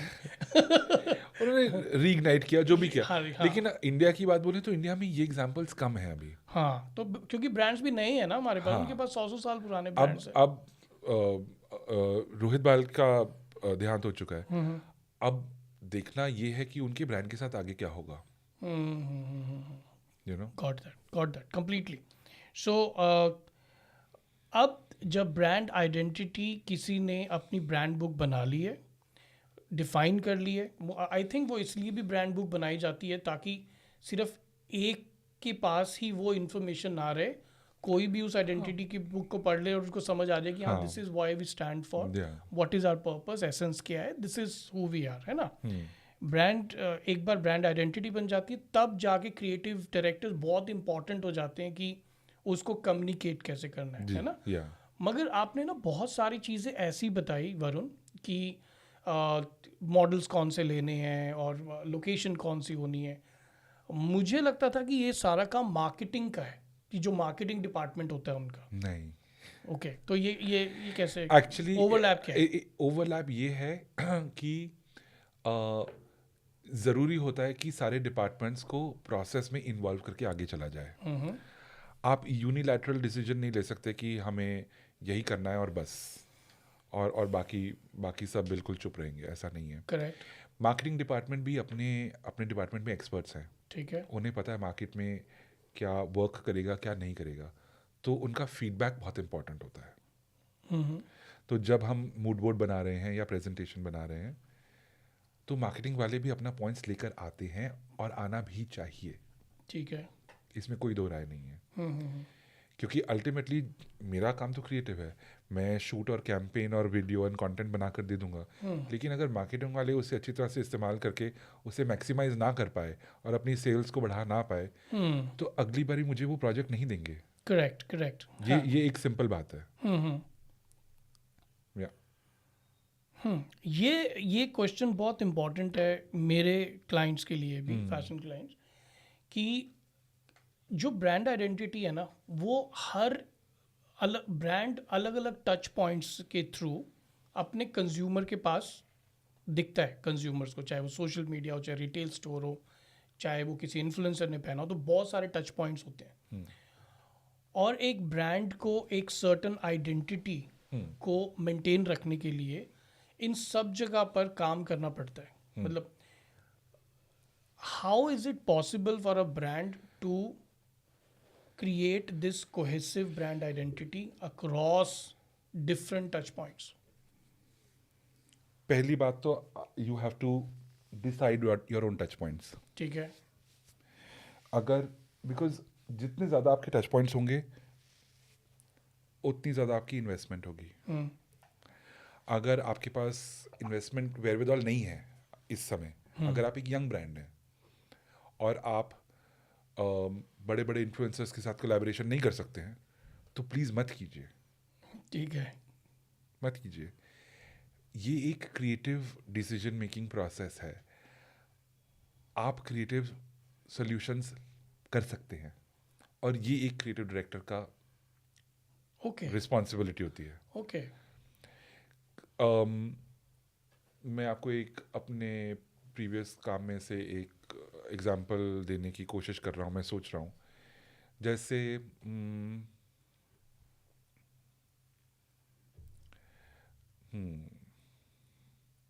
जैसे एक शूट था जो कि एक यंग डिज़ाइनर ब्रांड के साथ मैंने किया. उसके अंदर बजट बहुत कम था. तो मैंने बोला कि जब आपके पास बजट नहीं है तो fabulous fashion shoot with top models नहीं हो सकता ऑब्वियसली, क्योंकि बजट ही नहीं है. करेक्ट. तो क्या आप लोग अलाउ करेंगे कि जो आपके टॉप कस्टमर्स हैं, हाँ. हम उनसे एक बारी बात करके देखें, अगर वो इंटरेस्टेड है तो उनके साथ शूट कर लेते हैं. तो ब्रांड ने बोला ये कर सकते हैं ऐसा. मैं बोला करने को तो कुछ भी कर सकते हैं, परमिशन चाहिए उनकी, हम उनसे डिस्कस करेंगे और वो हमें बता सकते हैं. अगर वो बोलें कि हमें पेमेंट चाहिए तो हम उनसे बोल देंगे सॉरी पेमेंट नहीं मिल सकती, बट सिंस आप ब्रांड के इतने फ्रीक्वेंट कस्टमर हो, हम चाहते थे आपके साथ हम शूट करें ताकि हमारी स्टोरी अच्छी तरीके से. और फिर हमने ऐसा शूट किया कि उनके साथ बहुत नेचुरल शूट किया, नेचुरल लाइट में शूट किया, एक फोटोग्राफर एक असिस्टेंट, और सुंदर शूट हुआ. और फिर उनके साथ हमने वीडियो भी बनाया कि what do you think about this brand, आप तो इतने टाइम से पहन रहे हो, आप हमें अपने असली फीडबैक दो. और वो एक्चुअली बहुत अच्छा चला क्योंकि वो जेन्युइन था. आप कोई सोचे कि हमें सिर्फ अपने हाई नेटवर्थ कस्टमर्स चाहिए, वो भी एक प्रोसेस है. लेकिन क्या आप उसमें इन्वेस्ट कर सकते हो, क्या ज़रूरत है आपको इन्वेस्ट करने की, ये सब सोचना पड़ता है. ठीक है. So basically one size fits all नहीं है. हाँ कि भाई इन्फ्लुएंसर ले लो, ये पूरी टिक मार्क है, इन्फ्लुएंसर ले लो. नहीं ठीक है. नहीं, बिकॉज ऑल्सो कभी कभी और ऐसा भी हुआ है कि कोई अगर फॉर एग्जांपल कोई ट्रेडिशनल इंडियन डिज़ाइंस बना रहे हैं, जैसे लहंगा हो गया, साड़ी हो गई, ये सब कुछ, लेकिन वो भी अब बोर हो चुके हैं अपने रेगुलर इन्फ्लुएंसर्स के साथ. और कल को मैं उन्हें कोई स्पोर्ट्सवेयर वाला इन्फ्लुएंसर ले आऊँ जो उनकी एम्ब्रॉयडरी वाली साड़ी स्पोर्ट्स शूज़ के साथ और बाइक पे बैठ के हेलमेट के साथ पहन के एक रील डाल दे, और उसका जो इम्पैक्ट होता है बहुत अमेजिंग हो सकता है कभी कभी.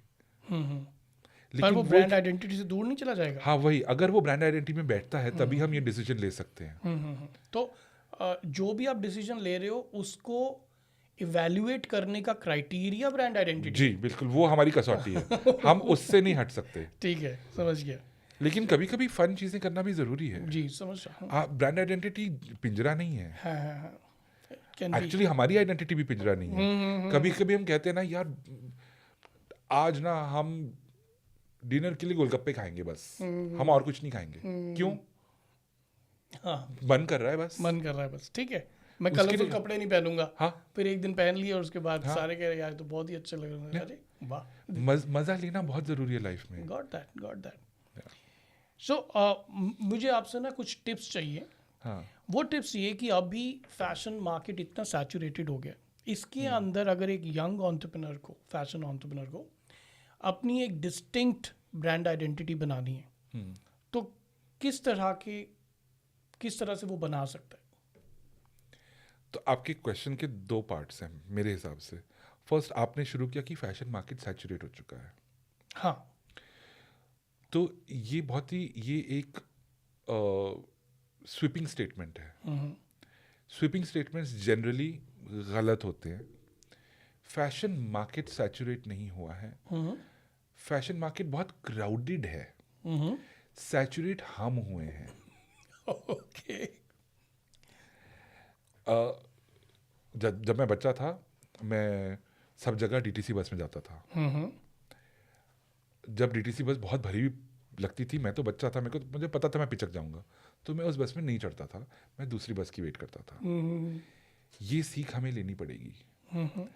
जब आपको लगे कि आप बहुत सैचुरेट हो गए हो, तो आपको अपने अंदर जाके अपने साथ एक कॉन्वर्जेशन करना है, अपने साथ बात करनी है कि क्या मैं इन 300 डिज़ाइनर्स को इसलिए फॉलो कर रहा हूँ क्योंकि मेरे सारे दोस्त फॉलो कर रहे हैं, या मैं इसलिए फॉलो कर रहा हूँ या कर रही हूँ क्योंकि मुझे इनका काम एक्चुअली में पसंद है। करेक्ट, चाहे आप खरीद पाए कि ना खरीद पाए वो अलग बात है, क्योंकि फटीग हम सबको होता है, सोशल मीडिया से, इंस्टाग्राम से, पिंटरेस्ट से सबको फटीग होता है। करेक्ट, क्योंकि अगर हम कुछ देखे जा रहे हैं, स्क्रॉल करे जा रहे हैं, हमारा दिमाग काम कर रहा है, हमारे दिमाग पर शांति नहीं है, वो हम अनवाइंड नहीं कर रहे हैं। हमको होता है ना, ओ हम अनवाइंड कर रहे हैं, नहीं, वो अनवाइंड नहीं है, आप अपने आप को स्टिम्युलेट कर रहे हैं। ठीक है, तो पहले फैशन मार्केट नहीं सैचुरेटेड है, फैशन मार्केट क्राउडेड है हाँ, लेकिन हम सैचुरेटेड हैं। तो पहले हमें अपने आप को डिसैचुरेट करना पड़ेगा। ठीक है, तो पहले ये कीजिए।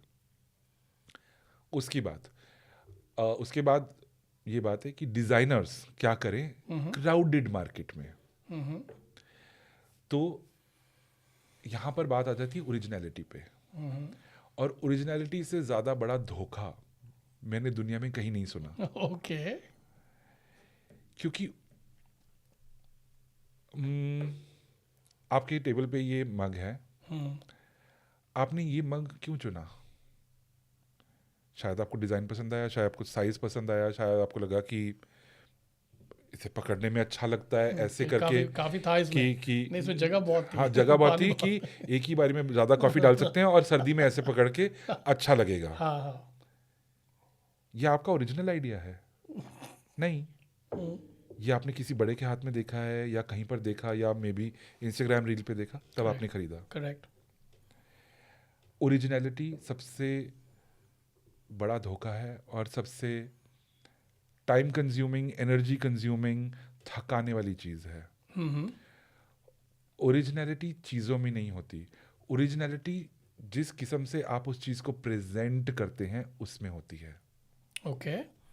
तो जैसे आपने अभी 3-4 डिज़ाइनर्स बताए जो कि जिनकी बड़ी यूनिक ब्रांड पर्सनैलिटी आइडेंटिटी है, जिसमें आपने अमित अग्रवाल का नाम लिया, गौरव गुप्ता, पर जब हम लोग इनका काम देखते तो बड़ा ओरिजिनल नहीं लगता? जैसे नहीं, बिल्कुल ओरिजिनल है। मैं ओरिजिनलिटी को ये नहीं बोल रहा हूँ कि किसी के पास नहीं है लेकिन जो काम अमित अग्रवाल, गौरव गुप्ता और पायल खंडवाला और इन सब ने कर दिया, अगर कोई और ब्रांड उसको आकर करना शुरू करे तो आप उन्हें ओरिजिनल थोड़ा ना बोलोगे। बिल्कुल नहीं। तो काम ओरिजिनल नहीं है। करेक्ट। ओरिजिनल ये है जैसे, ओरिजिनल क्या है? ओरिजिनल ये है जैसे ये डिजाइनर्स अपने काम के बारे में सोच रहे हैं। करेक्ट, हाँ हाँ हाँ, पॉइंट ऑफ व्यू ओरिजिनल है। ठीक है। जब अमित अग्रवाल एक प्लास्टिक की स्ट्रिप को उठाता है, उसे प्लास्टिक की स्ट्रिप नजर नहीं आती है, ये ओरिजिनल है। समझ गया। तो जितना ओरिजिनल काम दिखता है उसके आपको पीछे जाना पड़ता है, तभी तो इन डिज़ाइनर्स को इतने रिक्वेस्ट आते हैं और इतनी रिटेल में इतने स्ट्रांग हैं, क्योंकि अगर किसी ने कुछ लाख रुपए देकर एक राहुल मिश्रा का लहंगा खरीदा है, उनको हर दिन, हर हफ्ते, हर महीने, हर साल उस लहंगे में कुछ ना कुछ दिखेगा, कुछ डिस्कवरी होगी, कुछ जॉय मिलेगा। ये है ओरिजिनलिटी। लहंगे तो हजारों डिजाइनर बनाते हैं। हाथ का काम तो हमारे देश की पावर है, हमारे देश की सबसे अच्छी चीज़ है, हाथ का काम है।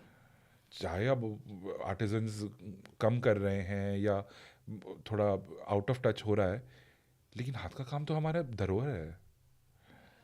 हाथ का काम कोई ओरिजिनल नहीं है, लेकिन कैसे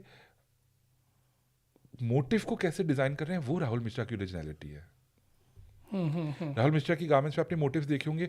मोटिव्स उन्होंने कैसे बनाए? अपने एम्ब्रॉयडर्स का पिक्चर लेकर, एम्ब्रॉयडर्स का एम्ब्रॉयडरी में एक एम्ब्रॉयडर बैठ के एम्ब्रॉयडरी कर रहा है। वो इंसेप्शन हो गया है भैया। करेक्ट। समझ रहे हो?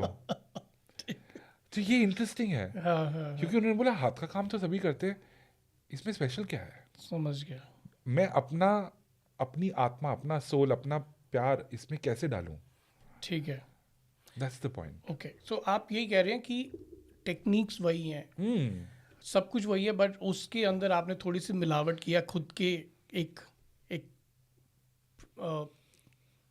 सेल्फ की, कि यार मैं कैसे सोचता हूँ चीज़ों को, तो वो मिलावट की है, ये नहीं कि सब कुछ ओरिजिनल है, just that you have added that little tint and it becomes yours, है ना? रिश्ता वही, सोच नहीं। रिश्ता वही सोच रही। एक चीज़ और वरुण, अभी ना बहुत सारे क्लाइंट्स हैं जो कहते हैं कि यार मुझे ना स्ट्रीट वेयर ब्रांड खोलना है और ये ब्रांड खोलना है, so because there is a trend and there is street wear बहुत हॉट कैटेगरी है हाँ अभी। बहुत हाँ, हॉट कैटेगरी है। हाँ, सो ये जो जब कोई ब्रांड आइडेंटिटी बनाना होता है तब दो चीज़ें होती हैं, एक होता है टाइमलेस, दूसरा होता है trendy. How does this work? मतलब your brand identity, is it trendy और इट इज टाइमलेस? दैट ये सब डिसीजंस होते हैं। ओके। अगर आपका ब्रांड ऐसा है कि आप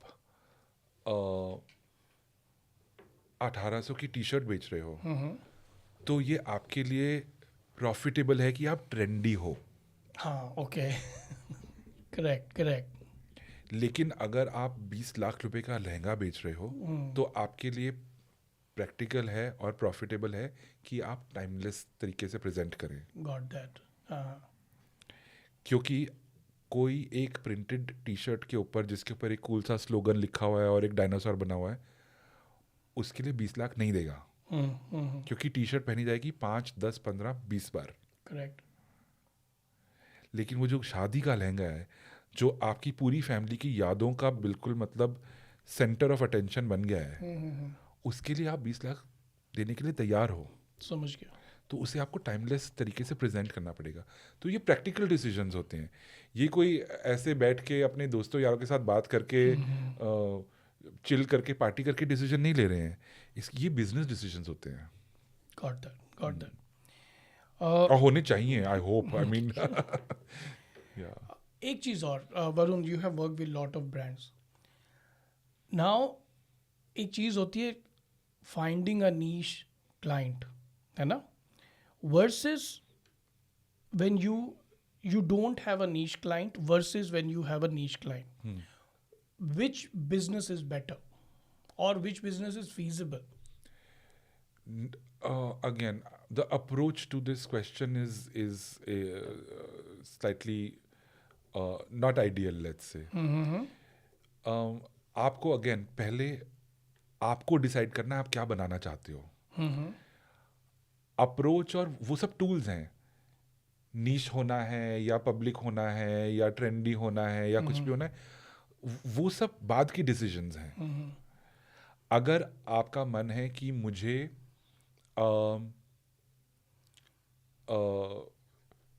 स्पैंडेक्स लेकर टाइट्स बनाकर उसके ऊपर प्रिंटिंग करनी है और कूल टाइट्स बनानी है,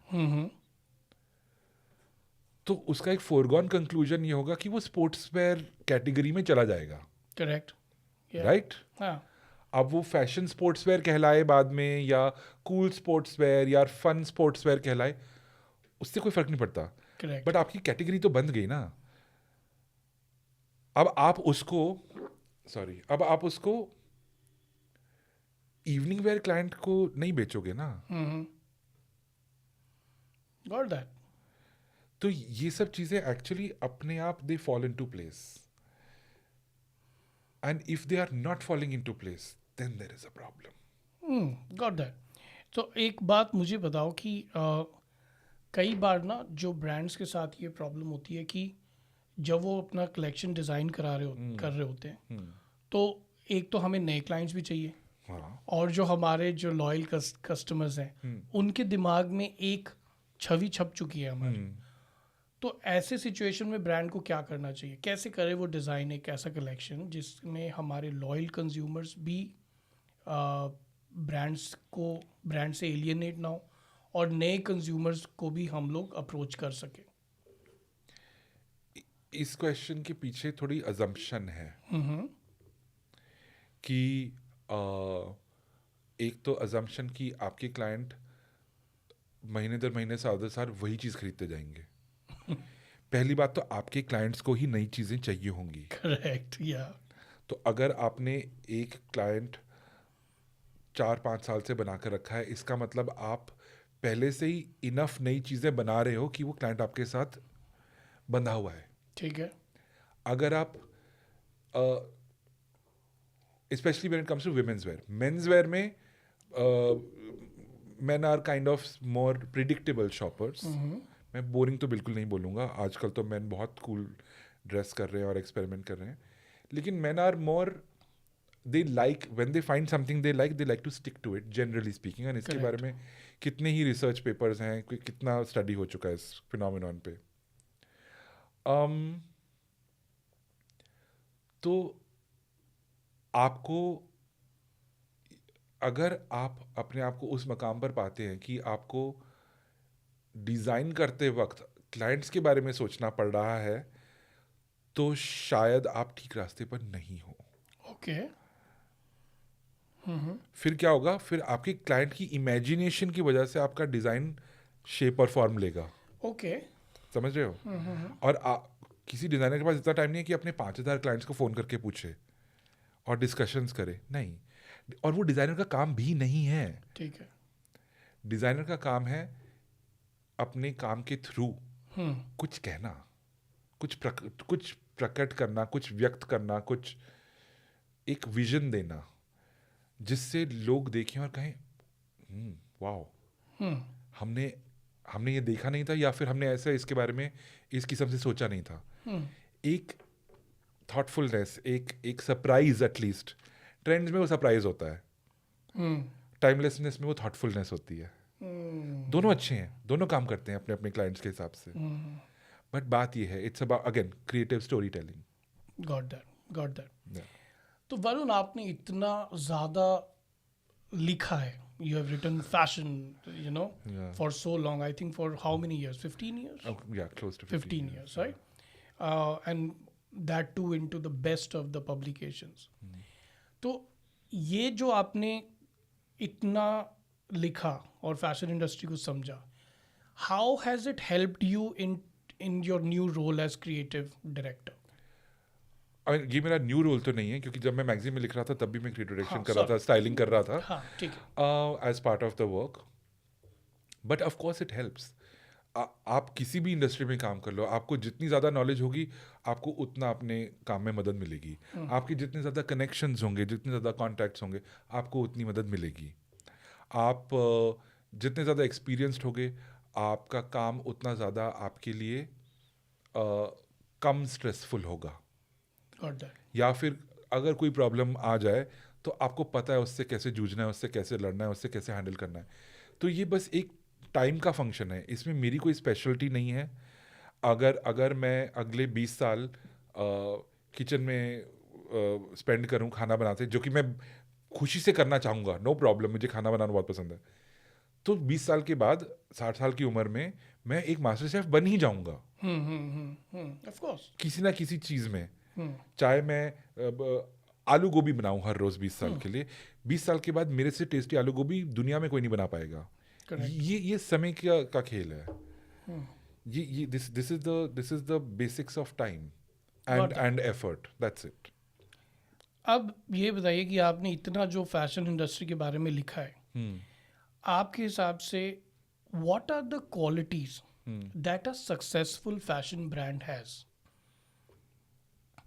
Wow. And what are the qualities that drowns a fashion brand? I think successful fashion brands, मैं इसको ऐसे अप्रोच करना चाहूँगा इस क्वेश्चन को कि क्वालिटीज़ और sort of positive and negative qualities में हम इसको फ्रेम ना करें. ठीक है.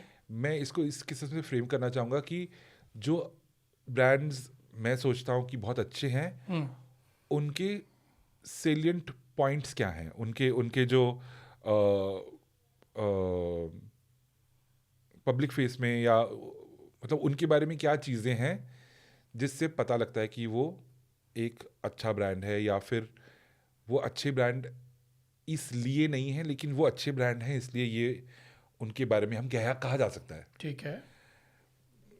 कॉम्प्लिकेटेड तो नहीं है ये? नहीं, बताइए. हाँ, तो जैसे अब मैं नाम नहीं लेना चाहूँगा, बट जैसे कई ब्रांड हैं जो मैं सोचता हूँ कि बहुत अच्छे हैं, उनके बारे में मैं हमेशा ये देखता हूँ कि जिन ब्रांडों को मैं अच्छा मानता हूँ, ब्रांड्स को मैं अच्छा मानता हूँ, अंदर का पंजाबी भी निकलेगा ना कभी कभी, तो जिन ब्रांडों को मैं अच्छा मानता हूँ उनमें मैंने ये देखा है कि वो अपने वर्कर्स को बहुत प्रॉपरली ट्रीट करते हैं, रिस्पेक्ट करते हैं। हम्म, वो अपनी क्रिएटिव टीम्स के साथ बहुत अच्छा कम्युनिकेशन रखते हैं। हम्म, वो हमेशा अपने सोच विचारों को एक्सपैंड करने की कोशिश करते हैं, अलग अलग चीज़ों के साथ एक्सपेरिमेंट करते हैं, अलग मटेरियल, अलग लुक एंड फील, अलग फिटिंग्स, अलग सब कुछ। वो बहुत एक्सपेरिमेंट करते हैं, बहुत करेक्ट, ट्रायल एंड एरर बहुत करते हैं, हाँ, ट्रायल एंड एरर बहुत करते हैं। और वो घबराते नहीं किसी किसी चीज़ को दिखाने के लिए, कहते हैं हमने ये भी बनाया और हमने ये भी बनाया, आप देख लो। हम्म, तो ये अलग अलग अप्रोचेस हैं उनकी। हम्म, अच्छा, जो ब्रांड्स शायद इससे बेहतर कर सकते हैं उनमें मैंने ये देखा है कि वो अपनी आइडेंटिटी के साथ बहुत चिपक के रहते हैं, बहुत Okay. बहुत स्ट्रांगली अपनी आइडेंटिटी को, सब कुछ उनकी आइडेंटिटी के हिसाब से है अच्छा, हम्म, और बहुत स्ट्रांग है। हम्म, वो मे बी उसकी वजह से वो फाइनेंशियली बहुत अच्छा कर रहे हों, हम्म, लेकिन उसका फ्लिप साइड ये होता है, उसके वो सिक्के का दूसरा पहलू ये होता है कि कलेक्शन बाद कलेक्शन बाद कलेक्शन आप कुछ डिफरेंस बता नहीं सकते हो हम्म, कि ये इस साल की इस महीने की कलेक्शन थी या स्प्रिंग समर फॉल विंटर जो भी कहते हैं। हाँ, पता चलेगा कि उसी डिज़ाइनर की कलेक्शन है, लेकिन उसमें कुछ नया नहीं है। काम बहुत सुंदर है, don't get me wrong, quality बहुत अच्छी होगी, फैब्रिक बहुत अच्छा होगा, हम्म, पहनेंगे तो सुंदर लगेगा, बिल्कुल नयापन नहीं है, हाँ, लेकिन उसके अंदर कुछ सोचने लायक नहीं है। ओके, वो बहुत कंफर्ट परचेस हो जाता है फिर। अच्छा। पर जैसे कुछ ब्रांड्स जैसे अमेस, उसको कैसा देखोगे आप, मतलब are they trying new things और अमेज अमेज तो 100 से ज़्यादा साल पुरानी कंपनी है। तो जब आप 100 से ज़्यादा साल पुराने हो जाते हो तो आपने क्या कुछ ट्राई नहीं किया होगा, हाँ हाँ, राइट? इतने दशक हो गए, आपने क्या कुछ ट्राई नहीं किया होगा, करेक्ट, और वो अभी भी करते हैं। हाँ हाँ, अब अमेज का एक वेबसाइट निकला था कुछ सालों पहले, अब वो शायद रहा नहीं है, लेकिन अमेज का आइकॉनिक स्कार्फ है, प्रिंटेड सिल्क स्कार्फ। उन्होंने एक एक वेबसाइट निकाला था जो एक केस स्टडी बन गया था उस समय, और वो था एक बहुत क्रेजी वेबसाइट था जहाँ पर एक एक फ्रेंच विला बनाया गया था जिसके रूम्स में आप वर्चुअली जा सकते थे और अलग अलग स्कार्व्स को डिस्कवर कर सकते थे, गेम्स खेल सकते थे, ओके, मतलब। और वहाँ पर कुछ रिटेल का कुछ नहीं था, करेक्ट, करेक्ट, आप सोच रहे हो। और ये 2010s में हुआ था, जब ऑनलाइन रिटेल बिल्कुल विश्व पर हावी हो रहा था, शुरू हुआ था। तो सब कितना लोग फॉरवर्ड, हाँ, बहुत फॉरवर्ड थिंकिंग है तो ये, हाँ, उन्होंने कहा कि नहीं, we will give you a chance to come and discover our scarves, because they also know, उनको भी पता था कि सब लोग हमारे स्कार्व्स तक भी अफोर्ड नहीं कर सकते हैं, लेकिन जब वो आकर हमारे एक स्कार्व्स को डिस्कवर करेंगे, इनके साथ खेलेंगे, इनको देखेंगे, आर्ट वर्क्स को देखेंगे, कलर्स को देखेंगे, आगे जाके शायद हमारे कस्टमर्स बने। वो उनकी इन्वेस्टमेंट थी, वो उनका क्रिएटिव स्टोरी टेलिंग था। got that completely. So creative storytelling में you try to create a resonance with your consumer. Not always a resonance, just sometimes maybe even to get people to sit up and take notice कि Okay. ये Okay, क्या है। ये क्या है, ठीक है, मैंने 2 साल पहले शांतनु निखिल के साथ एक मतलब वेडिंग वेयर और कुट्योर का शूट किया था। तो तब हमने एस्टे लोबो के ट्रूप से बैले डांसर्स के साथ कोलैबोरेट किया। तो मैंने बैले डांसर्स को शांतनु निखिल के कपड़े पहनाए, वो बैले डांस कर रहे थे while wearing these beautiful garments. okay, और अर्जुन मार्क ने वो शूट किया था और नीरज हिंदुजा ने वीडियोस किए थे, and that shoot looks like a work of art, okay, and it was about the art of Shantanu Nikhil. और वो शूट इतना सुंदर था because there is this male dancer and he is wearing a lehenga and he is lying on the floor almost, and you don't think like, I mean it's very easy to say ballet dancers ने लहंगा पहना और dance कर रहे हैं, but जब आप वो image देखोगे तो आपको दिखेगा उसमें कितनी डेप्थ है, उसमें कितना थॉट प्रोसेस है.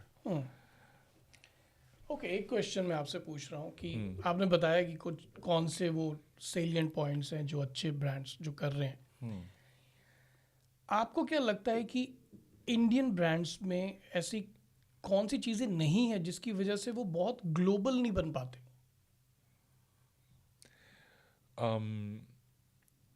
अब तक नहीं बन पाए हैं क्योंकि अब तक कॉर्पोरेट इन्वेस्टमेंट बहुत पीछे था, बहुत कम था और बहुत पीछे था. अब रिसेंटली ऑफकोर्स पिछले 4-5 सालों में आप देख रहे हैं आदित्य बिरला ग्रुप है, ABFRL और रिलायंस ब्रांड्स है, और इन दोनों में you can see a healthy sort of sportsmanship कह लें कि कौन से इंडियन ब्रांड्स को कौन अक्वायर करेगा, कौन इन्वेस्ट करेगा, ऑल ऑफ दैट. करेक्ट. ये प्रॉब्लम कि इंटरनेशनल लेवल तक ना पहुंचना, ये सिर्फ इंडियन फैशन की प्रॉब्लम नहीं है, ये इंडियन कॉर्पोरेट्स में भी बहुत दशकों तक चली आ रही है. तो सिर्फ फंडिंग की कमी कर रहे हो नहीं, कि सिर्फ फंडिंग की बात नहीं है, इट इज़ अबाउट एक्सपर्टीज. क्योंकि इंडिया में जो भी डिज़ाइनर्स थे अभी तक, उन्होंने कभी कॉर्पोरेट वे ऑफ वर्किंग देखा ही नहीं था. तो जो भी हमारे पास जो इंडियन ब्रांड्स हैं जो अभी काम कर रहे हैं, इवन आज तक काम कर रहे हैं, उनके जो मेथड ऑफ वर्किंग है वो अपना घर का बनाया हुआ है, समझ रहे हो? जुगाड़ पे दुनिया कायम है उनकी. करेक्ट. वो फैशन कॉलेज से निकले और एक ब्रांड लेबल खोला और वो धीरे धीरे लेबल बड़ा हो गया. और उससे पहले भी उन्होंने अगर जहाँ पर भी इंटर्नशिप्स करी, करेक्ट, वहाँ पर काम ऐसे ही चल रहा था, जिसमें कोई बुराई नहीं है. हाँ. लेकिन जब आप इंटरनेशनल मार्केट की तरफ देखते हैं तो पहले आपको अपना घर की अच्छी तरह से सफाई करनी पड़ती है. करेक्ट. अपना सारा साज सामान ठीक तरह से लगाना पड़ता है. हाँ. कालीन बिछाना पड़ता है, लाइटें बदलनी पड़ती हैं, AC लगाना पड़ता है.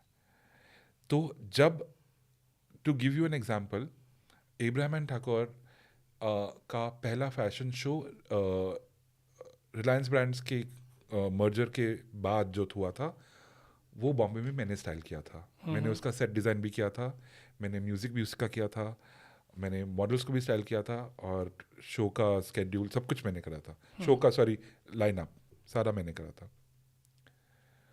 वो पहली बार था कि एब्राहम एंड ठाकुर ने बाहर से स्टाइलिस्ट मंगवाया हो, और तब तक एब्राहम एंड ठाकुर का ब्रांड 25 इयर्स से आगे जा चुका था. ओके. सब कुछ इन हाउस ही था जी. सब क्योंकि वो चल रहा था उनके लिए, काम चल रहा था, एंड बहुत अच्छा चल रहा था. ठीक है. अगर काम अच्छा नहीं चल रहा होता तो फिर रिलायंस ब्रांड्स उनमें इंटरेस्टेड क्यों होते इन्वेस्ट करने में? 25 साल, and they are iconic brands. Exactly.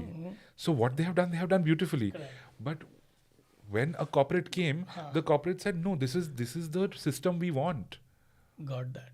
तो वो बड़ी गेम के नियम अलग होते हैं. बड़ी गेम के नियम समझने में भी समय लगता है. ठीक है. ओके. तो आई थिंक सिर्फ वही एक प्रॉब्लम थी जो आपने अभी बता भी दिए. ठीक है.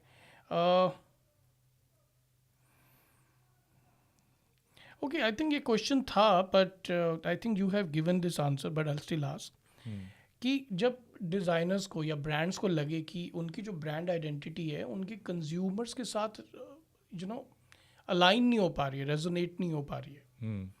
I don't know if that is a question. नहीं प्लीज है ना? पूरा करो. हाँ. तो उस टाइम पर क्या करना चाहिए एक डिज़ाइनर को कि एक ऐसी आइडेंटिटी बनाई है. आई टेल यू, इसका एग्जांपल है जब गौरव गुप्ता इंडिया आए और the kind of shows he did, the kind of identity he presented, बिल्कुल deconstructed garments थे. By the way, I was Gaurav Gupta's assistant for 1 year. हाँ, वे कब की बात है ये? 2007-2008 में ना, 2006 में जब वो आए थे तो उनके कैसे गारमेंट्स दिखाए थे उन्होंने? I remember, yeah. है ना? तो उस टाइम पर वो जो आइडेंटिटी थी, maybe not identity but just the presentation of that identity was such कि he was not accepted by the consumers where he was showcased. तो ऐसे टाइम पर एक डिज़ाइनर को क्या करना चाहिए? लाइक गौरव गुप्ता ने क्या किया? गौरव गुप्ता ने ऑफ कोर्स गौरव गुप्ता ने 2 चीज़ें करी. गौरव गुप्ता ने फर्स्ट अपने विजन को रिफाइन किया. उनका विजन बदला नहीं है, सिर्फ टाइट हो गया है, स्ट्रांग हो गया है, रिफाइंड हो गया है और बहुत ज़्यादा, बहुत बहुत हद से ज़्यादा खूबसूरत हो गया है. सेकेंडली, विजन था क्या? विजन उनका ये था कि जो ट्रीटमेंट ऑफ मटेरियल है वो बहुत फ्लूइड हो ठीक है. और बहुत स्ट्रांग हो. सेकेंडली, जो कल्चर उनके साथ रेजोनेट करता है उसको फ्यूचर में कैसे लेकर जाएं, ओके ओके. क्रिएटिवली उसको फ्यूचर में कैसे लेकर जाएं. तो अगर एक गाउन वाटर की तरह आपकी बॉडी पर बह रहा है तो आपके मन में नल दमयंती की कथा जागृत हो रही है, the romance of the lake. I get it. किसी को बताने की जरूरत नहीं है. करेक्ट तो ये गौरव गुप्ता ने करा है सक्सेसफुली. Correct correct. तो एक चीज़ उन्होंने अपने आप को रिफाइन किया, स्ट्रांग किया. दूसरी चीज़ उन्होंने अपने अंदर झांका कि मुझे क्या करना चाहिए और क्या नहीं करना चाहिए. क्या करने से ज़्यादा इम्पोर्टेंट होता है क्या नहीं करना है. तो क्या चीज़ें नहीं की उन्होंने? उन्होंने सबसे पहले अपना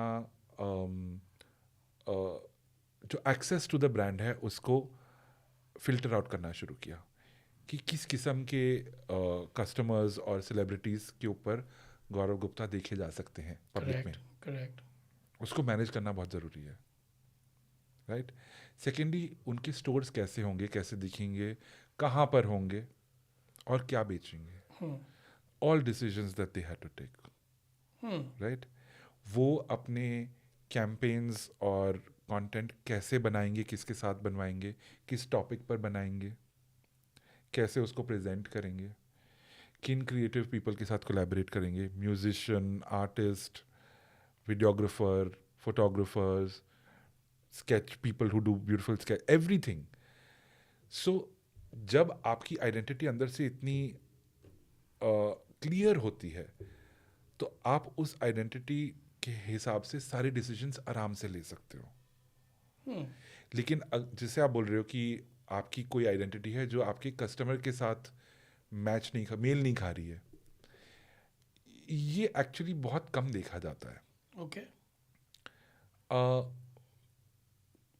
आइडेंटिटी मेल खाना एक्चुअली इतनी बड़ी प्रॉब्लम नहीं है. प्रॉब्लम यह है कि लोगों ने आपका काम देख लिया और उन्हें आपका काम पसंद नहीं आया है. अच्छा, काम पसंद नहीं आया, it's nothing to do with identity. क्योंकि आइडेंटिटी काम आइडेंटिटी को सपोर्ट करता है. लेकिन आप अल्टीमेटली आप काम बेच रहे हैं. आइडेंटिटी आपको उस काम का मैसेज देने में हेल्प कर रही है. लेकिन अगर मैं एक कंज्यूमर हूँ और मैं किसी ऐप पर हूँ या सोशल मीडिया पर हूँ और मेरे को एक बहुत सुंदर कैंपेन दिखा जहाँ पर कोई आई डोंट नो बादलों पर नाच के तितलियों के साथ खेल रहा है. करेक्ट. और जब मैं वो लहंगा पहनूंगा मैं बादलों में उड़ के नहीं जाऊंगा तितलियों के साथ. Correct. वो नहीं होगा. करेक्ट. उसके लिए पूरी प्रोडक्शन टीम चाहिए होती है. Correct. बजट चाहिए होता है. और अगर मैंने वो कपड़ा खरीद लिया और मुझे पहन के वो मज़ा नहीं आया, वो फीलिंग नहीं आई, या फिर क्वालिटी अच्छी नहीं है, या फिर एक धुलाई के बाद रंग बह गया, या मैंने ड्राई क्लीन करने के लिए भेजा और उसकी सिलाइयाँ छिंच गई, तो मेरा एक्सपीरियंस ख़राब हो गया ना इस डिज़ाइनर के साथ, इस ब्रांड के साथ. मैं उनके पास वापस नहीं जाऊँगा. अगली बार वो और भी सुंदर शूट कर लें, मुझे क्या फ़र्क पड़ता है.